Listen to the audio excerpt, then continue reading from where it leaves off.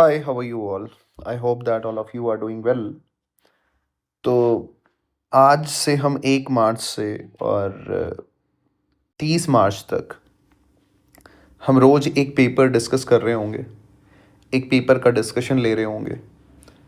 इस पेपर के डिस्कशन में ये क्यों आपके लिए हेल्पफुल है, वो बात मैं आपको बताना चाह रहा हूँ।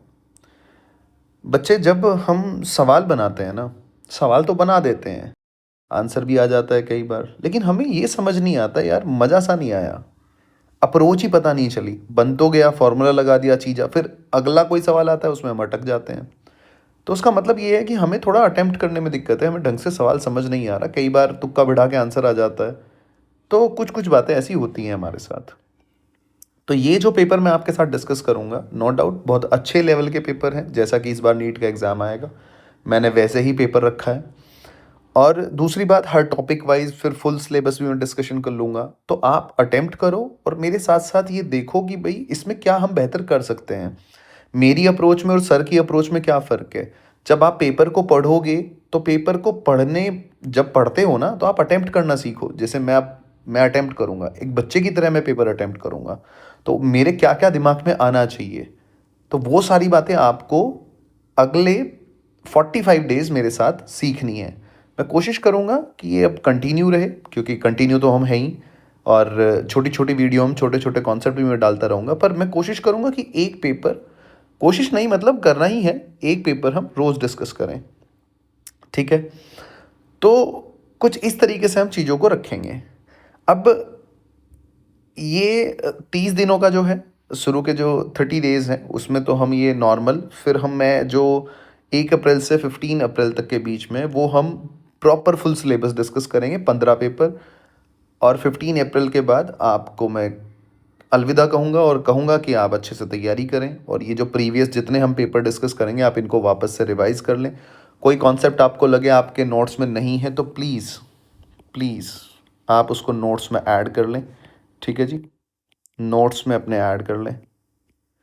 और ये जितने भी, जो भी बच्चा सिंसियर है और मेरे साथ ये करेगा, या कोई भी बच्चा जुड़ा हुआ है, तो प्लीज़ आप अपनी एक कॉपी बना लें, एक बड़ी सी, ठीक है, 100-200 रुपए की बड़ी सी मोटा सा रजिस्टर बना लें, ताकि उसमें आपकी सारी गलतियाँ, सारे पेपर जो भी आप अपने एनालाइज अपनी गलतियाँ लिख पाएँ।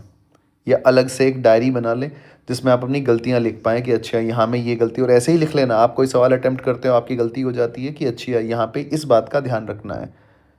तो आप पूरा वीडियो देखो, अच्छे से देखो, जो सवाल फंस जाए उसकी अप्रोच देखो कि सर ने क्या अप्रोच ली है, मैंने क्या अप्रोच ली है, एक बच्चे को दिमाग में क्या आना चाहिए। तो अब मैं मेरी बात शुरू करता हूँ विदाउट वेस्टिंग एनी टाइम, क्योंकि टाइम वेस्ट करना मुझे बिल्कुल पसंद नहीं है। सीधी काम की बात करनी मुझे ज़्यादा पसंद है। अपना काम है अच्छा डिलीवर करना बच्चों के लिए, ताकि बच्चे और बेहतर कर पाएँ। आप बेहतर नहीं कर पाओगे तो मेरे पढ़ाने का मुझे ऐसा लगता है कोई फ़ायदा नहीं है। Let me start. तो जी पहला सवाल देखो आप। तो मैं पढ़ता हूँ सवाल पहला। तो पहला सवाल मैंने पढ़ा, और the relation between root mean square speed VRMS and most probable speed, most probable, तो मुझे समझ में आ गया मोस्ट प्रोबेबल और VRMS की बात कर रहा है ये, रूट मीन स्क्वायर, ठीक है। For the molar mass M, अच्छा इतना एट, तो मुझे क्या रिलेशन बिटवीन बताना है, इनके बीच में रिलेशन। तो मेरे दिमाग में एकदम से आया कि VRMS तो होता है भैया 3RT/MW। फिर मेरे समझ में आया मोस्ट प्रोबेबल क्या होता है तुम्हारा, 2RT/MW। और एवरेज क्या आ गया मेरा दिमाग में, ये तुरंत आने चाहिए, ऐसा नहीं है कि मेरे को, अब मैं बताऊंगा क्यों। ऐसा नहीं है कि सिर्फ मेरे को तो सर यही तो ज़रूरत है। अरे भाई तीनों एक बार याद कर लेगा तो तेरे दिमाग को तुरंत रिकॉल हो जाएगा, तो क्या पता अगली बार इन दोनों का रेशो पूछ ले, इनके बीच में रिलेशन पूछ ले। तो अब की बार उसने इनके बीच में रिलेशन पूछ लिया है। तो अगर मैं इसको बच्चे डिवाइड करूँगा, VRMS divide by V most probable will be equals to √3/2, यानी कि VRMS will be equals to √3/2 VMP most probable. Option देखो, तो मेरे दिमाग में तुरंत है VRMS, अच्छा ऑप्शन आ गया, ये पहला सवाल हो गया। अगले सवाल पे चलता हूँ। सेकंड सवाल मैंने पढ़ा, the ratio of specific heat, अच्छा CP/CV, तो मेरे दिमाग में तुरंत आया अच्छा गामा की बात कर रहा है, ठीक है। In terms of degree of freedom, अच्छा है डिग्री ऑफ फ्रीडम, अच्छा ये तो भैया क्लास में ही कराया था, 1+2/f, याद कर लो, बहुत इंपॉर्टेंट फार्मूला है। ठीक है जी, थर्ड वाला आ जाओ। तो ऑप्शन नंबर कितना हो गया? सेकंड। थर्ड वाला स्टेटमेंट है, स्टेटमेंट पढ़ते हैं चलो। Statement, the average momentum of a molecule in a sample of ideal gas depends on temperature. ये बड़ा इंपॉर्टेंट है, एवरेज मोमेंटम। अब मेरे दिमाग में आया एवरेज मोमेंटम का मतलब होता है पी एवरेज, मतलब एम वी एवरेज। भाई वेलोसिटी एवरेज, ये तो मास है, तो इसका मतलब एवरेज वेलोसिटी की बात कर रहा है, यानी कि एवरेज वेलोसिटी क्या टेम्परेचर पर? नहीं भाई, आइडियल गैस में एवरेज वेलोसिटी सब रैंडम मूव करते होते हैं, जीरो होती है, तो इंडिपेंडेंट ऑफ टेम्परेचर होती है, इंडिपेंडेंट ऑन टेम्परेचर। तो एक ये बात मुझे पता चली, अब ये बात पता चली तो स्टेटमेंट वन तो गलत हो गया। ठीक है बच्चे, अब सेकंड पे आ जाते हैं। सेकंड क्या कह रहा है, सेकंड स्टेटमेंट पढ़ते हैं। हमेशा ऐसे ही पढ़ो, पेंसिल हाथ में रखो, मार्क करते चलो। द RMS, अच्छा RMS स्पीड की बात कर रहा है, ऑक्सीजन मॉलिक्यूल, ठीक है, तो ये इंपॉर्टेंट है RMS speed in gas is V, ठीक है। If the temperature is doubled, तो VRMS लिख लो, VRMS के बारे में बात कर रहा है ना, VRS will be equals to 3RT/MW, समझ गया आप। अब ये कह रहा है कि ऑक्सीजन मॉलिक्यूल ये V है, तो this is equals to V है इनिशियल। आपने टेम्परेचर को डबल कर दिया, यानी कि T' हो गया आपका 2T, टेम्परेचर को आपने डबल कर दिया। जो जो लाइन पढ़ो लिखते रहो, और लाइन वन गो में पढ़ो, हमेशा ऐसे अधूरी मत पढ़ो, पूरी लाइन पढ़ो। If the temperature is doubled and the oxygen molecule dissociate into oxygen atom, यानी कि O2 किस में टूट गया? O में, यानी कि मास कितना हो गया? आधा, m/2, यानी कि तुम्हारा अब क्या पूछा है? द VRMS, तो VRMS dash will be equals to 3 T' कितना हो गया? 2T into R divide by MW, क्या हो गया? MW/2, तो 2 ऊपर चला जाएगा, यानी कि जब आप इसको डिवाइड करोगे तो आएगा V/VRMS dash will be equals to 1/√4, बाकी सब कट जाएगा, यानी कि VRMS will be equals to 2V, यानी कि ट्वाइस हो जाएगी। क्या दे रखा है? विल बिकम 2, बिल्कुल सही बात है, यानी कि statement one is false, statement second is true, fourth will be the correct answer. अगले पे चलते हैं जी, फोर्थ वाले पे आ जाओ बच्चे। फोर्थ वाला जब आप पढ़ोगे, फोर्थ वाला कह रहा है root mean square RMS velocity, यानी कि तुरंत यहाँ लिख लो RMS, यानी कि √3RT। अब मेरे दिमाग में आया कि भैया मैंने ये लिख लिया, अब पढ़ता हूँ मैं। अब ये कह रहा है inversely proportional to the square root, नहीं भाई ये तो डायरेक्टली प्रोपोर्शनल है, ये तो बिल्कुल गलत बात है। स्क्वायर बिल्कुल गलत, बिल्कुल गलत बात है, ये सही बात है, तो सीधा फॉर्मूला पूछ लिया, आसान है। फिफ्थ वाले पे चलते हैं जी, पांचवें नंबर वाले पे। पांचवें नंबर वाला कह रहा है कि पी और टी के बीच में रिलेशन दे दिया आपको, ideal gas obeys a relation this, ये इंपॉर्टेंट है, इसको उठा लिया। PT² इज इक्वल टू के, इक्वेशन नंबर 1। फिर क्या है? The volume expansion coefficient of the gas. अब बच्चे किस में कंफ्यूज होते हैं? दो गामा होते हैं, एक वॉल्यूम कोएफिशिएंट और एक ये होता है CP/CV, और ये होता है तुम्हारा वॉल्यूम कोएफिशिएंट। ये तुम्हारा वॉल्यूम कोएफिशिएंट नहीं होता है भैया, ये पॉइजन रेशो होता है, समझिए। ये आप थर्मोडायनेमिक में ज़्यादा जाके पढ़ते हो, थर्मोडायनेमिक में। तो ये दोनों अलग अलग चीज़ हैं। बच्चा सोचता है यहाँ से, उसके दिमाग में क्या आता है? मोलर हीट कैपेसिटी वो निकालने की कोशिश करता है, ठीक है, जबकि ये गलत है। ये अरे भाई वॉल्यूम एक्सपेंशन दे रखा है ना, तो गामा वॉल्यूम एक्सपेंशन वाले की बात कर रहे हैं, आपको याद आएगा अब तुरंत। आपने क्या होगा? ΔV/V is equal to gamma ΔT, है ना, यानी कि आपको ये गामा पूछा है 1/V ΔV/ΔT, यानी कि dV/dt, इसको ऐसे लिख लेते हैं छोटा, ये ऐसे लिख। अब आप खुद दिमाग लगाओ। अब मेरे दिमाग में आया, जैसे मैं बच्चा हूँ तो मेरे दिमाग में क्या आएगा? अरे dV/dt निकालना पड़ेगा, V और T का फंक्शन तो है नहीं, इसने तो P और T का। अब ये क्या फॉलो कर रही है? आइडियल गैस फॉलो कर रही है, मतलब ideal gas obeys this equation, यानी कि आइडियल गैस मैं चेंज कर सकता हूँ, PV is equal to μRT, यानी कि P किसके अगर मैं P की जगह रखूँ तो T/V ये रख सकता हूँ, नहीं रख, बाकी सब तो कांस्टेंट ही रहेगा, पुट कर लो, तो ये आ जाएगा आपका T/V into T² is equal to constant, कोई दिक्कत नहीं है, यानी कि T³ will be equals to KV, यानी कि सिंपल लिख लेता हूँ मैं इसको, v इज इक्वल्स टू के टी की क्यूब। कॉन्स्टेंट ही तो है, बाकी सब तो कॉन्स्टेंट है, मुझे उससे कोई मतलब नहीं है।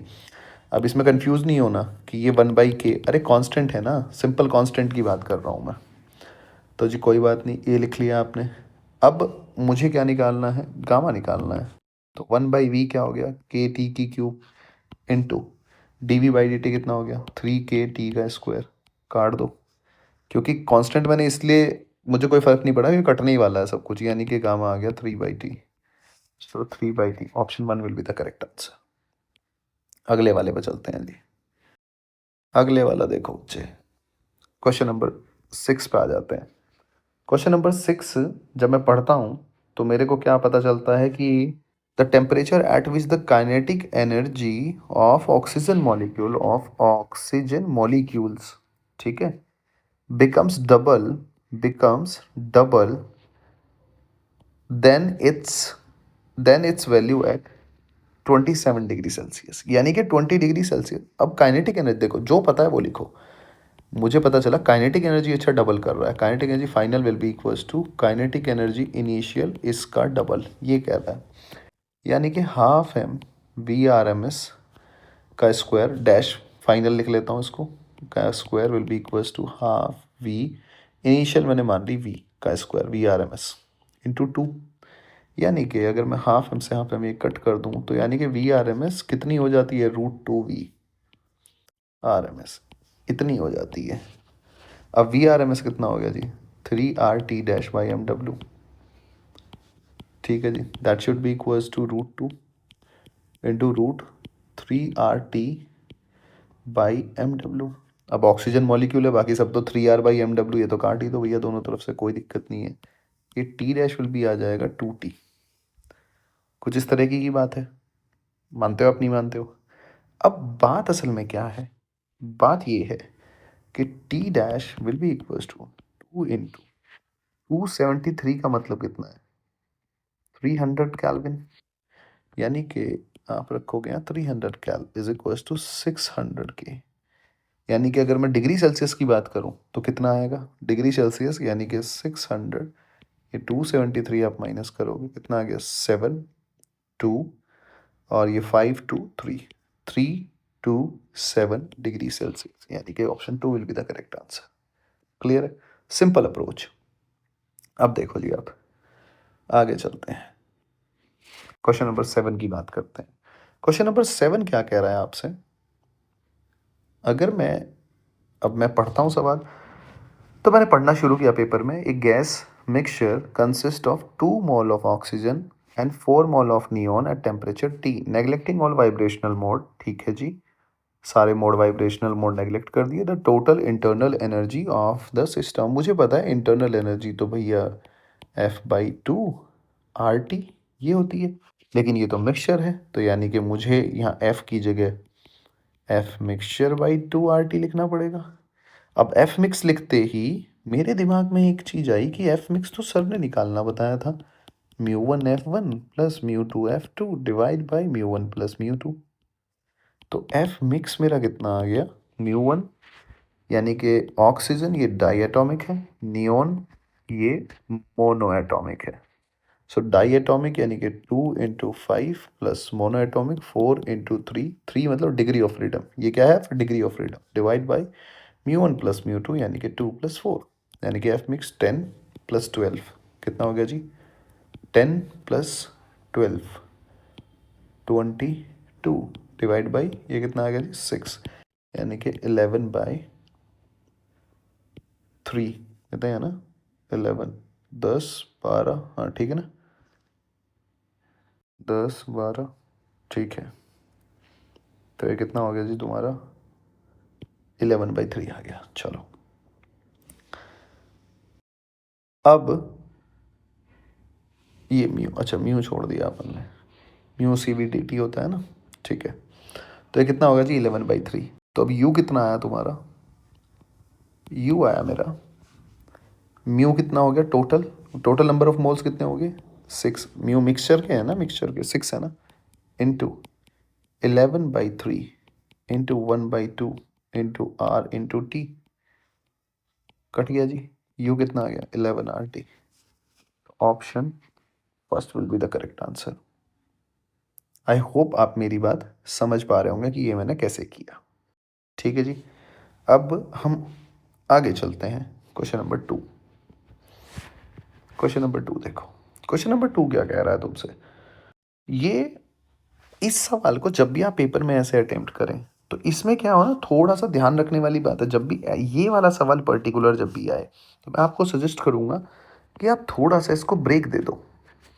ठीक है, क्योंकि इसमें क्या बहुत सारा डेटा लिखना पड़ता है। इस बात के लिए वर्क अलग लिखोगे, इस बात के लिए अलग लिखोगे, इस बात के लिए अलग, फिर वो कैलकुलेशन करनी पड़ती है। आप समझ रहे होंगे क्योंकि आपने बहुत सारे ऐसे सवाल अटेम्प्ट। तो इस सवाल को आप थोड़ा सा बैकफुट पे रखो, थोड़ा सा होल्ड करके रखो कि हाँ ये आसान होता है लेकिन इसमें थोड़ी कैलकुलेशन है, सोचने वाली बातें होती हैं। तो एक बार के लिए इसको छोड़ लो ऐसे सवाल को। ठीक है, क्योंकि हम वापस आके अटेम्प्ट करेंगे जरूर, ये आसान सवाल है, पर एक बार के लिए छोड़ लो। क्योंकि पता होना चाहिए, हमें टाइम बचाना है ना, फास्ट सवाल पेपर सॉल्व करना है। क्वेश्चन नंबर 9 पे आ जाते हैं बच्चे। क्वेश्चन नंबर 9 क्या कह रहा है हमसे। क्वेश्चन नंबर अगर आप 9 को पढ़ोगे तो क्वेश्चन नंबर 9 आपसे कहता है कि starting with the same initial condition N ideal gas expand from V1 से V2 इन 3 डिफरेंट वेज। यानी कि V1 से V2 जा रहा है लेकिन एक्सपेंड कर रहा है 3 अलग अलग तरीकों से। ठीक है, कौन कौन से जी। The work done by the gas W1 when the process is purely isothermal. तो 3 ग्राफ बनने वाले हैं। आइसोथर्मल, एडियाबैटिक, देखो पूरा पढ़ोगे आइसोबारिक, तो मुझे ये पता ही है, ऐसे बना लेता हूँ, फालतू का झंझट खत्म। पीवी, ये कहना चाह रहा है सवाल, मुझे समझ में आ गया सवाल ये कहना चाह रहा है। और V1, अब मैं वर्क लिख लेता हूँ। अब मैं खुद ही बनाऊंगा कि कौन सा आइसोथर्मल। देखो ये तो कौन सा हो गया, आइसोबारिक। जिसका स्लोप ज़्यादा वो क्या होता है, एडियाबैटिक। जिसका स्लोप कम वो क्या होता है, आइसोथर्मल। स्लोप कैसे चेक करते हैं, स्लोप ऐसे चेक करते हैं, ये देखो। ठीक है, ये देखो इसका स्लोप कम है। क्लियर है। तो अब देखो आप ध्यान से, मज़ा आएगा आपको। ये ऐसे हो गया, ऐसे हो गया, ऐसे हो गया। किसका वर्क ज़्यादा है, अब देखो आइसोथर्मल को क्या माना है इसने, W1। ये इसने उल्टा पुल्टा दे रखा है, W1। फिर W2 को इसने एडियाबैटिक माना और W3 को इसने आइसोबारिक माना। सबसे ज़्यादा वर्क किसका, आइसोबारिक का। ठीक है, उससे फिर कम W1, area under the curve लेते हैं ना, सबसे कम होगा W2। यानी कि W2 सबसे कम, W3 सबसे ज़्यादा, यानी कि 4 would be the correct answer. Clear है जी। अगला देखो, क्वेश्चन नंबर 10 की बात करते हैं। अब 10 वाले में क्या है, जब मैंने सवाल पढ़ा तो मैंने पढ़ा एक certain amount of gas volume V at temperature at 27 degree Celsius temperature and pressure इतना एक्सपेंड, आइसोथर्मली एक्सपेंड हो रही है until its volume gets doubled. ठीक है, later is it expand adiabatically until the volume gets redoubled. Final pressure बताना है। ठीक है, तो मेरे को एक चीज़ तो पता है, पहले फर्स्ट कंडीशन क्या दे रखी है इसने, फर्स्ट दे रखी है आइसोथर्मली एक्सपेंड कर रही है वॉल्यूम डबल। तो आइसोथर्मल में तो क्या होता है, पीवी कांस्टेंट होता है। आप कहोगे हाँ सर, यानी कि मैं कह सकता हूँ कि P initial V initial will be equals to P final V final. यानी कि P initial V initial P final, और वॉल्यूम कितना हो गया, डबल इतना, यानी कि P फाइनल कितना हो गया, P इनिशियल को अगर मैं P मान लेता हूँ P/2, ये मैं P इनिशियल मैंने P मान लिया और V इनिशियल मैंने V मान लिया, इतना आ गया मेरा, यहाँ पहुँच गया मैं। तो अभी मेरे पास क्या है, ये है मेरे पास V फाइनल 2V। अब यहाँ के बाद वो क्या कर रहा है, यहाँ के बाद वो एडियाबैटिकली कह रहा है आपसे, एडियाबैटिकली चल रहा है वो, लेटर इट एक्सपेंड एडियाबैटिकली। ठीक है, तो अब सेकंड सिचुएशन जो है उसमें क्या है, PV gamma is equals to constant. अब गामा की ज़रूरत पड़ेगी, अब गामा ऑलरेडी गिवन है, ये देखो 3/2। अदरवाइज वो देता गैस कौन सी है, मोनो एटॉमिक, डाई एटॉमिक, कुछ तो देता, लेकिन उसने तुम्हें गामा ही दे दिया, तो ये काम और आसान हो गया। अब वो पूछ रहा है फाइनल प्रेशर बताना है आपने, तो P initial V initial to the power gamma is equals to P final V final to the power gamma. Simple. P initial कितना है तुम्हारा बच्चे, P/2, दिस इज P/2। और क्या कह रहा है, basically until its volume gets redoubled, यानी कि वापस से ये, यानी कि 2V का 4V हो जाए। कर लो, इनिशियली कितना है 2v to the power gamma, final 4v to the power gamma, ठीक है। तो p final will be equals to कितना हो गया बच्चे, p/2 into 1/2 to the power gamma, gamma यानी कि 3/2। इतना ही तो है। अब मैं इसको क्या लिख सकता हूँ ऐसे, ये तुम्हारा आ गया p/2 इंटू 2 कट गया यानी कि 2√2 भाई, 2 टू द पावर 3/2 को लिख लिया मैंने 8, √a बनेगा ना, √2 8 को क्या लिख सकते हैं 2√2। तो p की वैल्यू कितनी दे रखी है 2 इंटू, अब इसको सॉल्व कर लो, 10⁻7 डिवाइड बाई 4 इंटू √2। तो आप क्या करो, इसको कुछ ऐसे कर लो, थोड़ा कैलकुलेशन तो आपको करना पड़ेगा। तो अपन क्या करते हैं, इसको थोड़ा सा ऐसे कर लेते हैं, 2 इंटू 10 डिवाइड बाई 4 इंटू √2, ये सही रहेगा। तो 4×5 = 20 ऐसे आ गया। और √2 कितना होता है 1.4, तो इसको 14/10 लिख लो, आसानी पड़ेगी। कैलकुलेशन बता रहा हूँ, ये हो गया, ये 14, ये 10 यहाँ आ गया, यानी कि अल्टीमेटली 50/14 × 6। तो अब तो आप कर सकते हो, 14×3 = 42, 3 पॉइंट समथिंग इंटू 10⁻6, यानी कि option 2 will be the correct answer. जब भी आप कैलकुलेशन करो तो √3 क्या होता है तुम्हारा 1.71, तो आप इसको 17/10 कर लो। और √2 कितना होता है 1.4, तो इसको 14/10 लिख लो। आसान हो जाती है कैलकुलेशन। जैसे इस चैप्टर में आर की वैल्यू होती है 8.3, तो आप इसको 25/3 लिख लो, तो कैलकुलेशन आसान हो जाएंगी। खैर, आई होप कि आपको समझ में आया होगा मैंने आपको क्या क्या बातें समझानी चाहिए। क्वेश्चन नंबर 11 पे आ जाते हैं बच्चे। क्वेश्चन नंबर 11 कुछ बच्चे पढ़ रहे होंगे, अगर मैं एक बच्चा हूँ तो मेरे दिमाग में भिड़ते ही आ गया, पेपर में बैठा हूँ मैं, अच्छी है ये तो एरिया अंडर द कर्व में दिख गया मेरे को, पीवी है ना, एरिया अंडर वर्क डन पूछा हुआ है, एरिया अंडर द किस किस का पूछा है, डी से ई, डी से ई और ई से एफ, ई से एफ, क्योंकि यहाँ तो वर्क डन 0 ही होगा। चलो बहुत अच्छी बात है, यानी कि एरिया अंडर द कर्व ही लेना है। अब एरिया अंडर द कर्व देखो, अगर मैं इसकी बात करूँ, ठीक है, तो आप ध्यान से देखो, फाइनल क्या है ज़्यादा है, इनिशियल क्या है कम है, तो इसका वर्क क्या आएगा पॉजिटिव।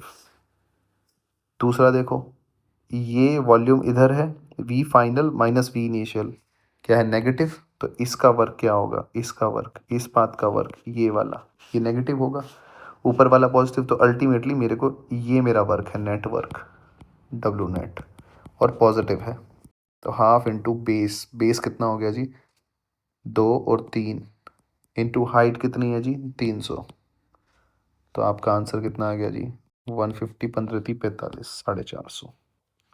आई होप कि आपको समझ में आ रहा होगा मैंने क्या समझाना चाहा है आपको। सिंपल है, इसमें देखो आप, कई बच्चों को समझने है भाई, पीवी ग्राफ जो हम रीड करते हैं कैसे करते हैं, मुझे कोई मतलब नहीं है पीवी, अगर मान लो ऐसे जा रहा है, ऐसे जा रहा है, मुझे कोई मतलब नहीं है, मैं तो ये देखूंगा फाइनल माइनस इनिशियल, तो ये फाइनल है और ये इनिशियल है। फाइनल माइनस इनिशियल, अगर आप वॉल्यूम यानी कि डेल्टा वी, अगर final minus initial, initial positive आ रहा है तो पॉजिटिव वर्क, नेगेटिव आ रहा है तो नेगेटिव वर्क, दैट्स इट। यहाँ देखो ये फाइनल क्या है 2, 2 - 5 क्या बनेगा नेगेटिव, तो नेगेटिव वर्क, यानी कि ये एरिया, बाकी तो पता चल ही जाएगा। तो इसकी, इससे जिन बच्चों को समझ ना आ रहा हो मैं थोड़ा बता देता हूँ। अगर ये इसका वर्क होगा डी का, तो दूसरे पेन से कर लेते हैं, ये किसका वर्क होगा ई से एफ का, तो जब आप ऊपर वाले में से, तो ये एरिया तो आपका माइनस हो जाएगा ना, खाली ये नेट एरिया बचेगा ना, तो वही वर्क होगा। चाहे आप पूरा प्रॉपर भी करेंगे तो भी आंसर वही, लेकिन हमें तो फास्ट पेपर अटेम्प्ट करना है। चले जी, सो सबसे बेस्ट अप्रोच यही है। क्वेश्चन नंबर 12 पे आ जाते हैं बच्चे।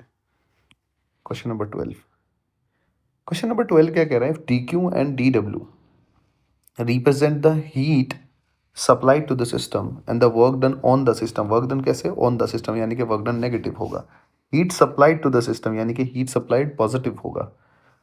तो अकॉर्डिंग टू, यानी कि डी क्यू बिल्कुल सही बात है, ठीक है जी। साइन पूछ रहा है आपसे, तो इस तरीके से है। और यहाँ आप ये, आप इसको, इसका सेम सिंबल रहता है तो इसको कैपिटल डेल्टा, ठीक है जी, क्योंकि सिंबल अलग अलग होते हैं ना, सिंबल सेम दे रखा है, तो आप इसको ऐसे कर सकते हैं। ये डेल्टा आएगा इधर। ठीक है जी। अब रीजन देखो, first law of thermodynamics is based on the energy conservation. हाँ बिल्कुल सही बात है। तो इसका मतलब कौन सा ऑप्शन आएगा आपके हिसाब से क्वेश्चन नंबर का? इसमें आएगा कि रीजन, भाई आपने क्या किया, Q is equals to U plus D Q is equals to D W, आपने ये किया ना, और आपने विद साइन रखा, तो एनर्जी कंजर्वेशन से ही तो ये पता चल रहा है पॉजिटिव नेगेटिव आप ले रहे हो दे रहे हो। तो अल्टीमेटली क्या हो गया तुम्हारा, बोथ ए करेक्ट है और reason is the correct explanation. ठीक है जी। देखो जी अब क्वेश्चन नंबर 13 देखो। सो क्वेश्चन नंबर 13 का क्या है बच्चे, ये कह रहा है कि दो सॉलिड स्फीयर हैं ए और be made of same material. पहली इंफॉर्मेशन सेम मटेरियल यानी कि डेंसिटी सेम है। चलो, have radii Ra and Rb respectively. Both the sphere are cooled from the same temperature under the same condition valid for Newton's law of cooling। यानी कि rate of cooling वाला ये आपका सवाल आ गया। अब न्यूटन्स लॉ ऑफ कूलिंग समझ के बच्चे कुछ कंफ्यूज हो जाएंगे, क्योंकि वो तो यही समझते हैं कि D T by D T will be equals to minus K T minus T S, ऐसे करके कुछ। ठीक है, लेकिन ये सब जो ये के कांस्टेंट है, इनिशियल में ही चले जाना। जब हम रेट ऑफ कूलिंग को डिफाइन करते हैं वहीं से सवाल बनेगा। कैसे? जब हम रेट ऑफ कूलिंग की बात करते हैं D Q by D T, तो आपको पता है वो होता है ई सिग्मा ए टी की पावर 4 माइनस टी एस की पावर 4। अब वो कह रहा है सेम कंडीशन, यानी कि ये वाला सब कुछ सेम है दोनों के लिए, ये सेम है, ये सेम है। तो डी क्यू यानी कि क्यू क्या होता है आपका एम एस डेल्टा टी। ठीक है जी। एम क्या होगा तुम्हारा, तो आप जब यहाँ लिखोगे तो ये लिखोगे आप M S D Q by D T, sorry D T by D T, ऐसे लिख लिया। ये होता है ना रेट ऑफ कूलिंग ऐसे, E sigma A T to the power 4 minus T S to the power 4। बाकी सब तो कांस्टेंट है, लेकिन आप ध्यान से देखो, ये ए सरफेस एरिया ये आर स्क्वायर होता है, मास क्या होता है आपका डेंसिटी इंटू वॉल्यूम, और वॉल्यूम कैसे डिपेंड करता है, प्रोपोर्शनल होता है आर क्यूब के। तो मुझे तो प्रोपोर्शनलिटी चेक करनी है ना, वहीं से मेरा रेशो आ जाएगा। तो मैं कह सकता हूँ D T by D T inversely proportional to R बनेगा। ये देखो क्यूब है ना, ये कटेगा तो 1/r बन जाएगा ना। तो अगर 1/r यानी कि डी टी, ये rate of change of temperature A और बी का जो रेशो आएगा वो इनवर्स में आएगा। तो इसका मतलब ऑप्शन कौन सा करेक्ट होगा, ए, ऐसे होगा ना, D T by D T A divide by D T by D T B will be equals to 1/r a, और ऊपर आएगा R B. So option second will be the correct answer. अब आ जाते हैं जी क्वेश्चन नंबर 14 पे। 14 क्या कह रहा है आपको, ध्यान से पढ़ो। पीटी डायग्राम दे दिया है आपको, ideal gas having three different densities in three different cases. ठीक है, एक आइडियल गैस है, तीन डिफरेंट डेंसिटी दे दी आपको, और पूछा गया है कि बताओ भैया कौन सी डेंसिटी ज़्यादा है। तो मुझे पता है P V is equals to mu R T, मैं ये जानता हूँ। फिर मैं एक बात और जानता हूँ, इसको मैं एम बाई एम डब्ल्यू लिख सकता हूँ, मेरे हिसाब से आपको कोई दिक्कत नहीं होगी। फिर मैं मास अपॉन डेंसिटी को volume, sorry mass by volume, density क्या होता है आपका मास बाई वॉल्यूम, तो ये हो जाएगा P will be equals to rho by M W into R T.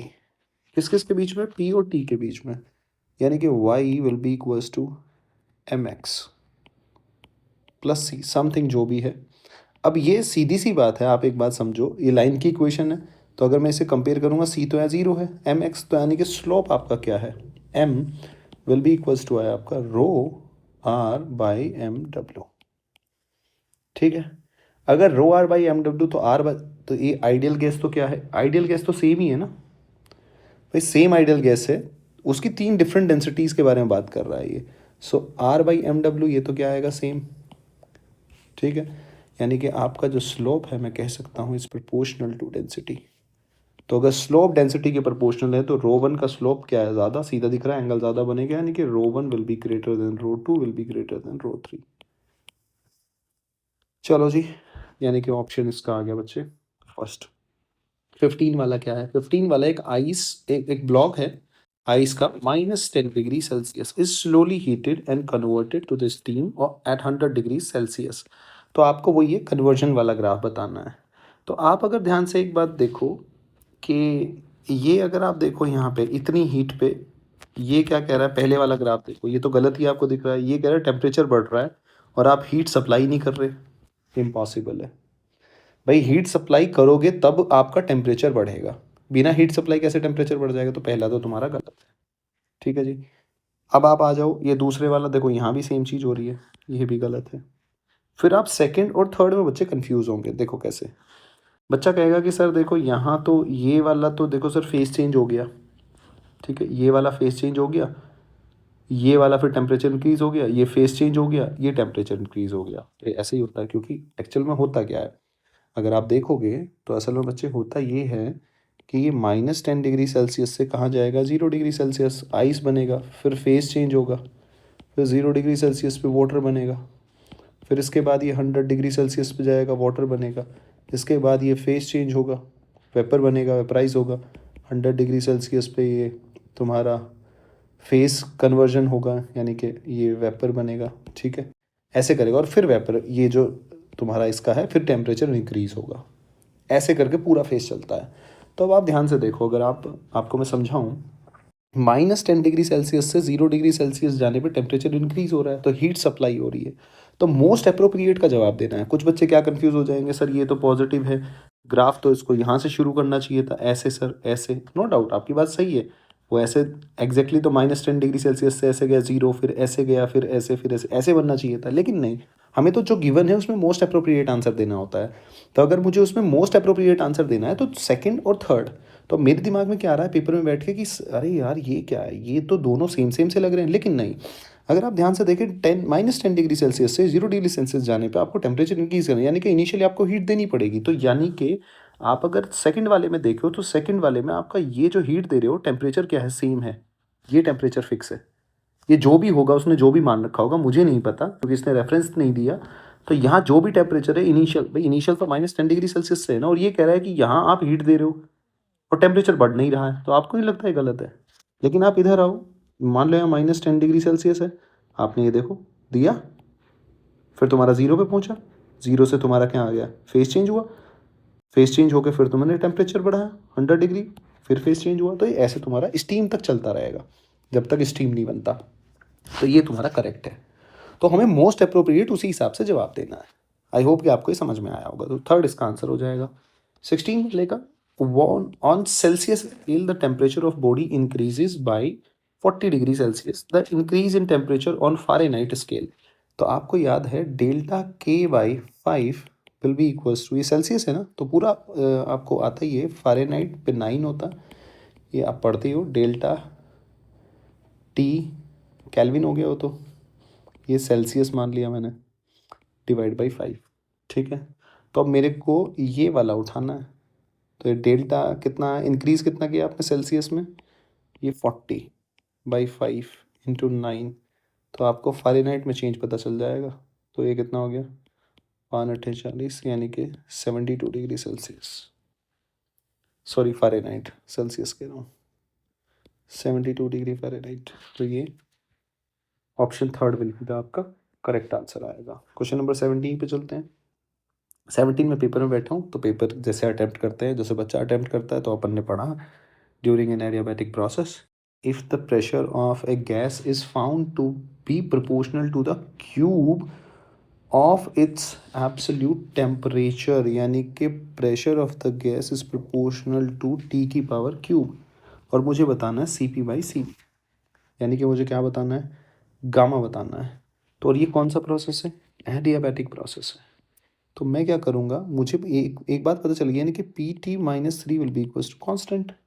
तो मैं टी को क्या कर सकता हूँ, मैं PV is equals to μRT, क्योंकि मेरे दिमाग में ये आ रहा है कि PV ये क्या है, गामा निकालना है, यानी कि अगर मुझे PV गामा इसमें कन्वर्ट कर लूँ तो गामा पता चल जाएगा। आप कहोगे हाँ यार ये बात तो बिल्कुल सही है। तो क्या मैं इसको कन्वर्ट कर सकता हूँ, टी को लिख लेता हूँ मैं PV लिख लूँ, टी को क्या लिख लूँ मैं, PV लिख लूँ, तो मेरा काम आसान हो जाएगा। तो अगर मैं P और T को लिख लेता हूँ मैं PV-3 is equals to constant, यानी कि ये हो जाएगा तुम्हारा P, क्या हो गया तुम्हारा ये P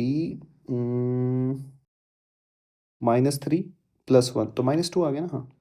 v minus 3 will be equals to k। तो इसको मैं ऐसे लिख सकता हूँ p की पावर, यानी कि मैं डिवाइड कर दूँ तो v माइनस 3/2 हो गया ना, will be equals to k constant. I hope कि आपके समझ में आ रहा होगा, कोई दिक्कत इस बात में नहीं ना। अब आप मुझे एक बात बताओ, अगर अपन ये कर सकते हैं तो मैं इसको ऐसे लिख सकता हूँ कि P V gamma is equals to constant. ये तो होता ही है, अगर आप समझ पा रहे हो तो ये तो होता ही है। तो अगर मैं गामा को यहाँ से कंपेयर करूँ तो मेरा गामा आ जाएगा +3/2 आना चाहिए था, -3/2 कैसे आ रहा है भाई? पी टी की क्यूब, अच्छा p/t³ ठीक है, t is equals to P V लिख लिया, -3 + 1 -2 -3, अच्छा ये प्लस आएगा ना, ये माइनस से डिवाइड कर रहे हो ना आप।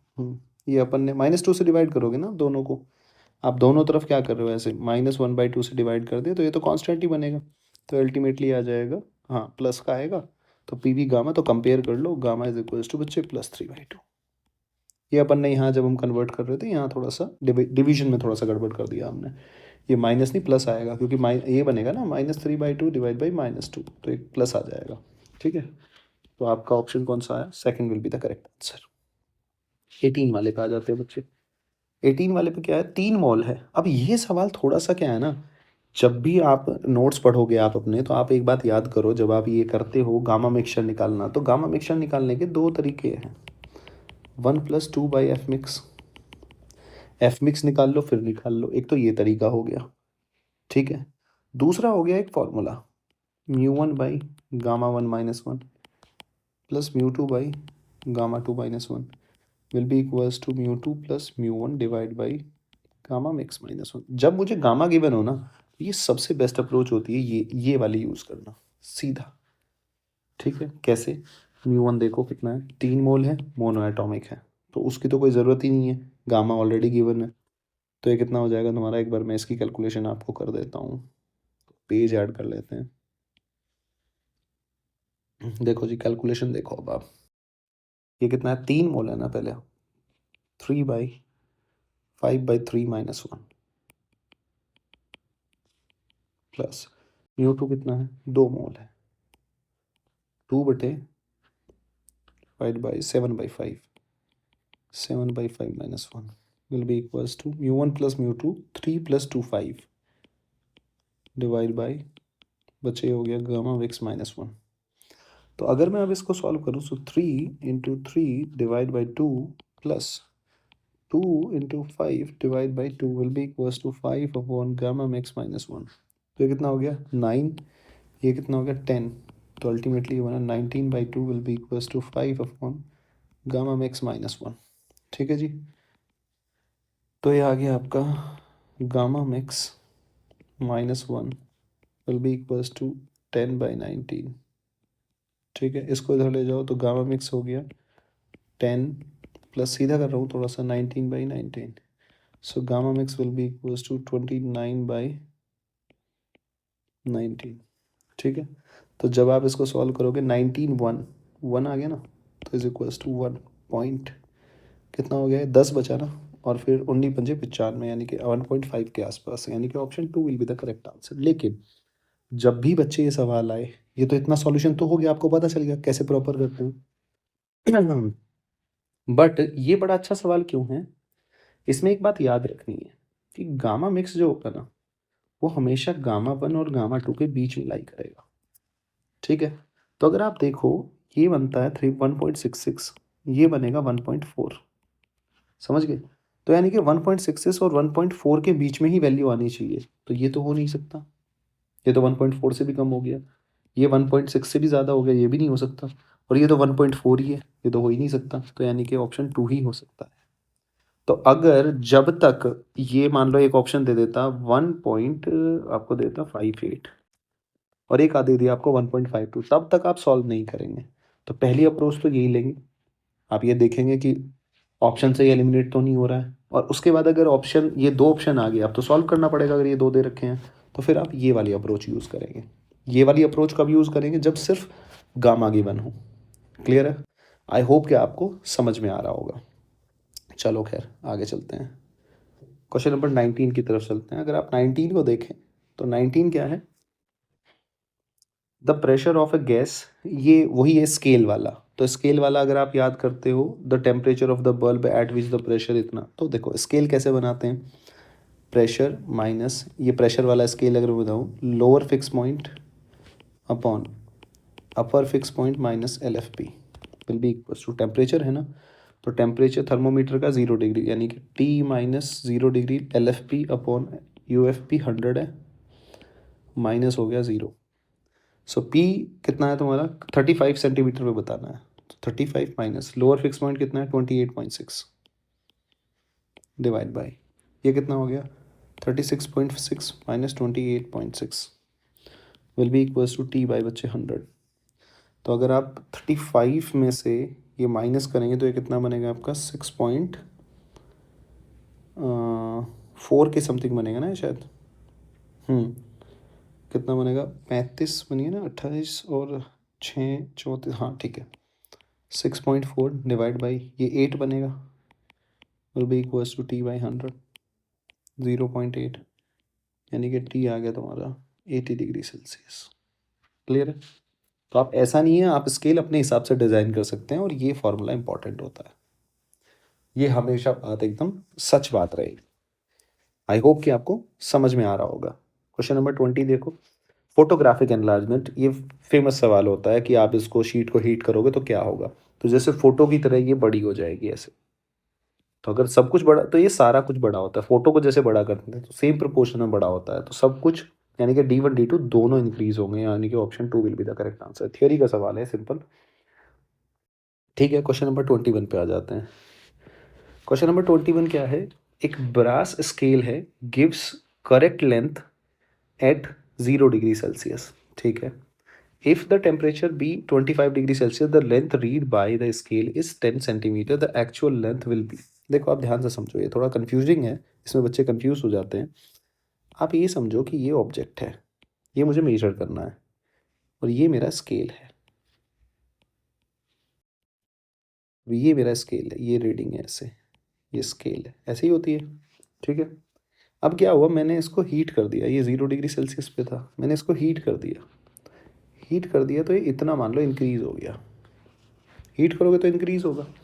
अब ये जो है, ये जो तुम्हारा एक डिवीजन का जो गैप है, अब हीट किया है तो डिवीजन का गैप फोटोग्राफिक एनलार्जमेंट होता है, तो मान लो इतना हो गया गैप, समझ रहे हो, इतना इतना हो गया। अब आप ध्यान से देखो, अब ये गैप हो गया, अब ये ज़्यादा हो गया, तो आपने ये क्या, ये फॉल्स रीडिंग ही तो देगा। ध्यान से देखो मैं कहना क्या चाह रहा हूँ, आपको मज़ा आएगा ये बात सुन के। आप एक बात बताओ, आप एक बात बताओ, 1 2 3 4 5 6 7 8 9, यानी कि 9 डिवीजन, और ये करेक्ट रीडिंग बता रहा है, ठीक है। जबकि ये इतनी रीडिंग ही 1 2 3 4 4 डिवीजन में ही बता दिया, तो ये आपके हिसाब से ये कितना हो गया 4 सेंटीमीटर। अगर ये एक डिवीजन 1 सेंटीमीटर का और यहाँ है 9 सेंटीमीटर, तो गलत हुआ नहीं हुआ? समझ रहे हैं आप? तो ये कह रहा है कि ये 25 डिग्री सेल्सियस पे मापा इसने कितना 4 सेंटीमीटर, तो आप क्या कहोगे, जो लेंथ है वो ज़्यादा है या कम है? लेंथ तो 9 सेंटीमीटर है ना, तो ज़्यादा है ना, तो आप ऑप्शन पढ़ो। ये कह रहा है 25 डिग्री सेल्सियस पे the length read by the scale is 10 centimetre, यानी कि ये जो यहाँ रीड कर रहा है ये तो एक्चुअल था, लेकिन ये जो रीड कर रहा है यहाँ पे ये 10 सेंटीमीटर है। तो अभी मैंने करके दिखाया वो 4 सेंटीमीटर वाला, तो इसका मतलब लेंथ, एक्चुअल लेंथ क्या है, ज़्यादा है या कम है? ज़्यादा है 10 सेंटीमीटर से, तो इसका मतलब option 1 will be the correct answer. I hope कि आपके समझ में आया होगा। अब अगले वाले पे चलते हैं। देखो जी, क्वेश्चन नंबर, हम किसकी बात करते हैं, 23 की बात कर लें, फिर 22, ये थोड़ा हीट उसका लग रहा है, क्या नाम है, सीधा हो जाएगा। देखो, on heating a liquid coefficient cubical expansion L in a container having coefficient of linear expansion L/3। Linear expansion कितना है? L/3। ये लिक्विड का एक्सपेंशन कितना है? L। लिक्विड का एक्सपेंशन कितना है? L। कंटेनर का कितना है? 3 इंटू अल्फा, यानी कि 3 इंटू अल्फा L/3, तो इसका भी तो सेम ही है। तो अगर जितना ये एक्सपेंड कर रहा है उतना ये एक्सपेंड कर रहा है, तो ये कभी भी क्या नहीं करेगा, फॉल ही नहीं करेगा, तो ये हमेशा स्टेशनरी रहने वाला है। अब आ जाओ जी, क्वेश्चन नंबर किसकी बात कर लेते हैं, चलो पहले हम 22 की बात करते हैं। क्वेश्चन नंबर 22 पे आ जाओ। ये कह रहा है कि एक आयरन का टायर है, समझना, आप सवाल को समझना। एक आयरन का टायर है, ठीक है जी, is to be fitted on a wooden wheel 1 metre diameter है उसकी। तो ये आपसे कह रहा है कि the diameter of the tyre is 6 mm। मतलब एक मैं सीधा सीधा समझाता हूँ आपको, आपने सवाल अगर पढ़ा होगा तो ये ऐसा है, ठीक है जी, ये वुडन का है और आयरन मैं थोड़ा ब्लैक से बना लेता हूँ, चलो इसको। तो ये मेरे पास आयरन का है, डायमीटर का ये इतना चेन है। ये मेरे को बच्चे कहाँ इसके ऊपर चढ़ाना है और ये जो कह रखा है ये इससे कितना छोटा है, 6 mm स्मॉलर है, यानी कि 1 मीटर। ये कितना है टोटल वुडन का है, 1 मीटर। तो अगर मैं आपसे कहूँ 1 मीटर का मतलब कितना होता है, 1 मीटर का मतलब होता है 1000 mm। तो ये जो आपको दे रखा है, ये बच्चे ये दे रखा है आपको 6 mm। ये इतना कम है डायमीटर, यानी कि डायमीटर आपको बड़ा करना है। कितना करना है बड़ा, 6 mm। तो यानी कि आपको एक्सपेंशन करना पड़ेगा, इसको हीट करना पड़ेगा, तब जाके ये इसके ऊपर आप आराम से इसके ऊपर ऐसे इसको चढ़ा पाओगे, मतलब इसको पुट आप इसके ऊपर रख पाओगे इसको। क्लियर है? अभी तो देखो ये छोटा है, लेकिन आपको इसके ऊपर अगर इसको चढ़ाना है, ठीक है, तो आपको इसको गर्म करना पड़ेगा। सीधी सीधी सी बात है, मोटी मोटी बात यही तो है। आप कहोगे हाँ भैया। अब आप एक बात बताओ, अगर मैं ये कहूँ delta D by D will be equals to alpha delta T, क्या इस बात में कोई शर्म है, कोई दिक्कत है? नहीं ना। डेल्टा डी आपको पता ही है कितना है, 6 mm है। अब डी की बात करें, डायमीटर कितना है, ये डायमीटर कौन सा लोगे, ये है ना ओरिजिनल लेंथ। तो ओरिजिनल कितनी है, 6 mm, घटा दो इससे तो कितना बना, 994। टोटल तो 1000 था ना भैया। तो will be equals to alpha. अब अल्फा कहाँ से आए, देखो कॉफिशिएंट ऑफ वॉल्यूम एक्सपेंशन दे रखा है इसने आयरन का। वॉल्यूम एक्सपेंशन यानी कि वी इज इक्वल्स टू बचे 3 अल्फा, यानी कि अल्फा कितना आया, मुझे तो लीनियर एक्सपेंशन चाहिए कॉफिशिएंट, यानी कि 3 से डिवाइड करोगे तो 1.2 माइनस 5, यानी कि आ गया आपका 1.2 into 10 raise to the power minus 5 into delta T. So your delta T comes out to be by the temperature, यानी कि कितना आप इसको हीट करना पड़ेगा टेम्परेचर को। तो ये डेल्टा टी जब आपका आएगा तो ये आपका निकल के आएगा will be equals to 6 by बच्चे 994 into 10 raise to the power 5 1.2। और जब आप इसको सॉल्व करते हो इस पूरे को, तो आपका आंसर आता है अप्रॉक्सीमेटली, सीधा लिख दे रहा हूँ मैं, 500 के आसपास डिग्री सेल्सियस। तो यानी कि option third will be the correct answer. आपको इतना उसको हीट देना पड़ेगा, उसका टेम्परेचर राइज करना पड़ेगा। Tyre should be heated by the temperature of this. इतना टेम्परेचर आपको उसका जो भी है उतना बढ़ाना पड़ेगा। 500 का डिफरेंस से आपको बढ़ाना पड़ेगा, तब जाके आप इस आयरन को, ये जो चेन है, इसको फिट कर पाएंगे इसके ऊपर। अब बच्चे क्वेश्चन नंबर 24 की तरफ चलते हैं हम। क्वेश्चन नंबर 24 क्या कहता है, density of substance eight 0 degree Celsius कितनी है आपके पास, इतनी है। एट 100 डिग्री सेल्सियस इतनी होगी। तो सीधी सी बात है, डेंसिटी तो टेम्परेचर बढ़ाओगे तो डिक्रीज होती है, तो पर उसका फॉर्मूला ये होता है, आपको बताइए, rho naught 1 plus gamma delta T. अब ये पूछ रहा है कॉफिशिएंट ऑफ लीनियर एक्सपेंशन, तो गामा निकाल लूँ और gamma is equal to 3 alpha कर लूँगा। इतना तो दिमाग में आ ही रहा है। तो सीधा सीधा, यानी कि रो कितना है मेरा बच्चे, 9.7, ये इतना हो गया है। रो नोट कितना था, 10 था, ग्राम पर CC, divide by 1 plus gamma delta T बोले तो 100। सो ये आपका आ गया। यहाँ से अगर आप इसको निकालेंगे तो 10, 1 प्लस गामा डेल्टा टी को इधर ले लो, गामा इंटू 100, और ये हो जाएगा आपका 10 बाई 9.7, ऐसे कर लो। फिर आप 1 को इधर ले जाओ तो gamma into 100 will be equals to 10 minus 9.7 divide by 9.7। अब अगर अपन इसको थोड़ा सा फर्दर सॉल्व करें तो ये आ जाएगा बच्चे 0.3 डिवाइड बाई 100 से मल्टीप्लाई कर दो तो ये आ जाएगा आपका 970। ठीक है, तो अगर मैं इसको डिवाइड करता हूँ तो मैं थोड़ा सा, आपको मेहनत करना पड़ेगा, बस आपको डिवीजन करोगे तो ये अप्रॉक्सीमेटली आ जाएगा आपका 0.00309।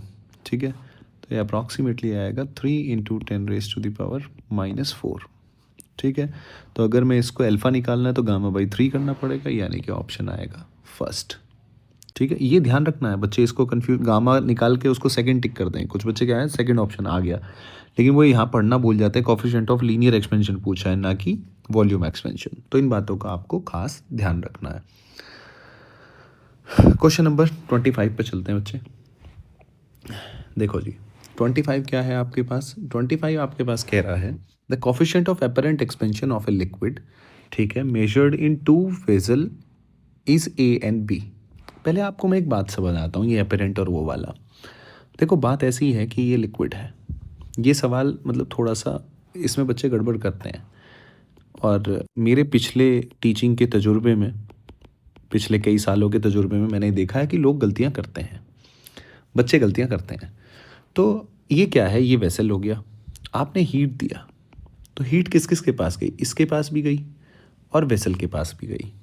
ठीक है, मैं एक बार के लिए मान लेता हूँ कि वेसल एक्सपेंड नहीं हो रहा, कि सारी की सारी जो मैं हीट दे रहा हूँ वो इसी को मिल रही है, तो ये एक्सपेंड होना शुरू हो जाएगा। एक्सपेंड होगा तो ऐसे बाहर की तरफ निकलना शुरू हो जाएगा। ठीक है, यानी कि वर्टिकली बढ़ेगा इसका, ऐसे वर्टिकली हाइट इसकी लिक्विड की बढ़ती रहेगी। ठीक है, लेकिन अगर मैं आपसे एक बात पूछूँ तो ये उसका रियल एक्सपेंशन हुआ। क्या हुआ, रियल। लेकिन अगर आप हीट दे रहे हो नॉर्मली, आप बर्तन पे दूध गर्म कर रहे हो, ठीक है, तो आपको क्या दिख रहा है, आपको ये लिक्विड ऊपर, दूध ऊपर जाता हुआ दिख रहा है आपको, लेकिन नहीं, असल में हीट बर्तन के पास भी, लेकिन बर्तन का एक्सपेंशन आपको दिखता नहीं है क्योंकि वो कम होता है। तो हुआ क्या है कि कुछ बर्तन एक्सपेंड हुआ है और कुछ ये, लेकिन आपको अपीयर क्या हुआ है, ये एक्सपेंड होता हुआ। तो असल में रियल एक्सपेंशन में, जब रियल एक्सपेंशन है तो उसमें दोनों का कंट्रीब्यूशन है, अपरेंट जो लिक्विड का है प्लस गामा जो वेसल है। ठीक है, अब एक सत्य बात मैं आपको बताता हूँ, एक सच बात जो है, ये चेंज नहीं होता। ये लिक्विड का जो एक्सपेंशन है, जो रियल है, वो तो उतना ही रहेगा। आप बर्तन बदल लो, कोई फर्क नहीं पड़ता। तो उस बर्तन का ये वाला और ये वाला कॉम्बिनेशन मिलके ये यही देगा वैल्यू। तो रियल जो एक्सपेंशन है वो कभी चेंज नहीं होता।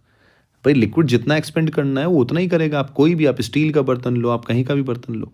तो वही अब ये सवाल है, अब आपको सवाल समझ में आएगा। The coefficient of apparent expansion of a liquid measured in 2 vessel is A and B respectively.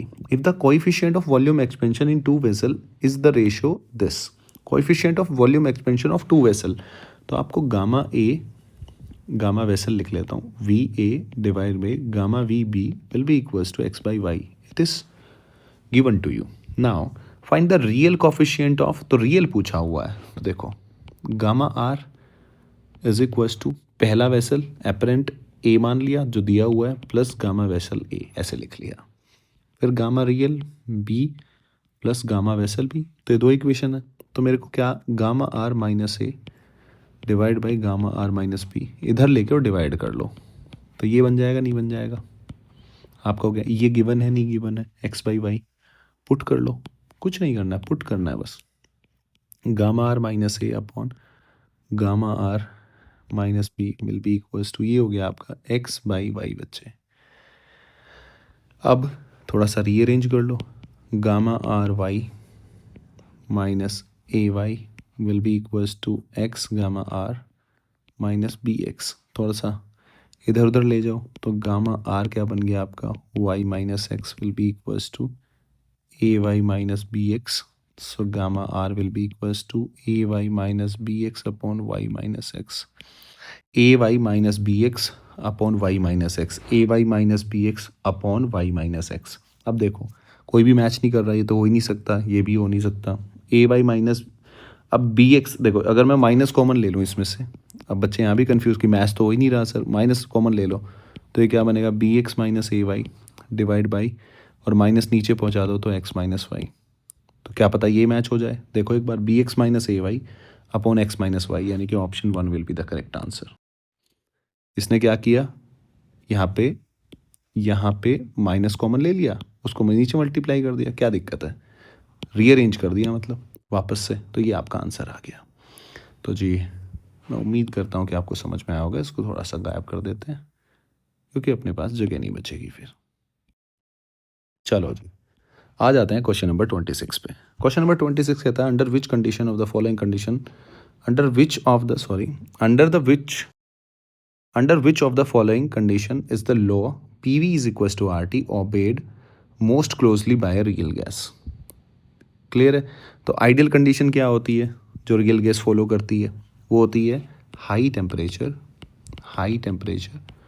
और लो प्रेशर। अब इसको बच्चे रटते हैं, मेरे हिसाब से रटना नहीं चाहिए। क्यों? देखो, आइडियल गैस की कंडीशन क्या होती है? IMF क्या होता है? 0। हम कहते हैं कि भाई कोई इंटरमोलिकुलर फोर्स नहीं है, जितने भी उसके पार्टिकल हैं गैस के वो सारे फ्रीली मूव कर रहे हैं, ये कहते हैं हम।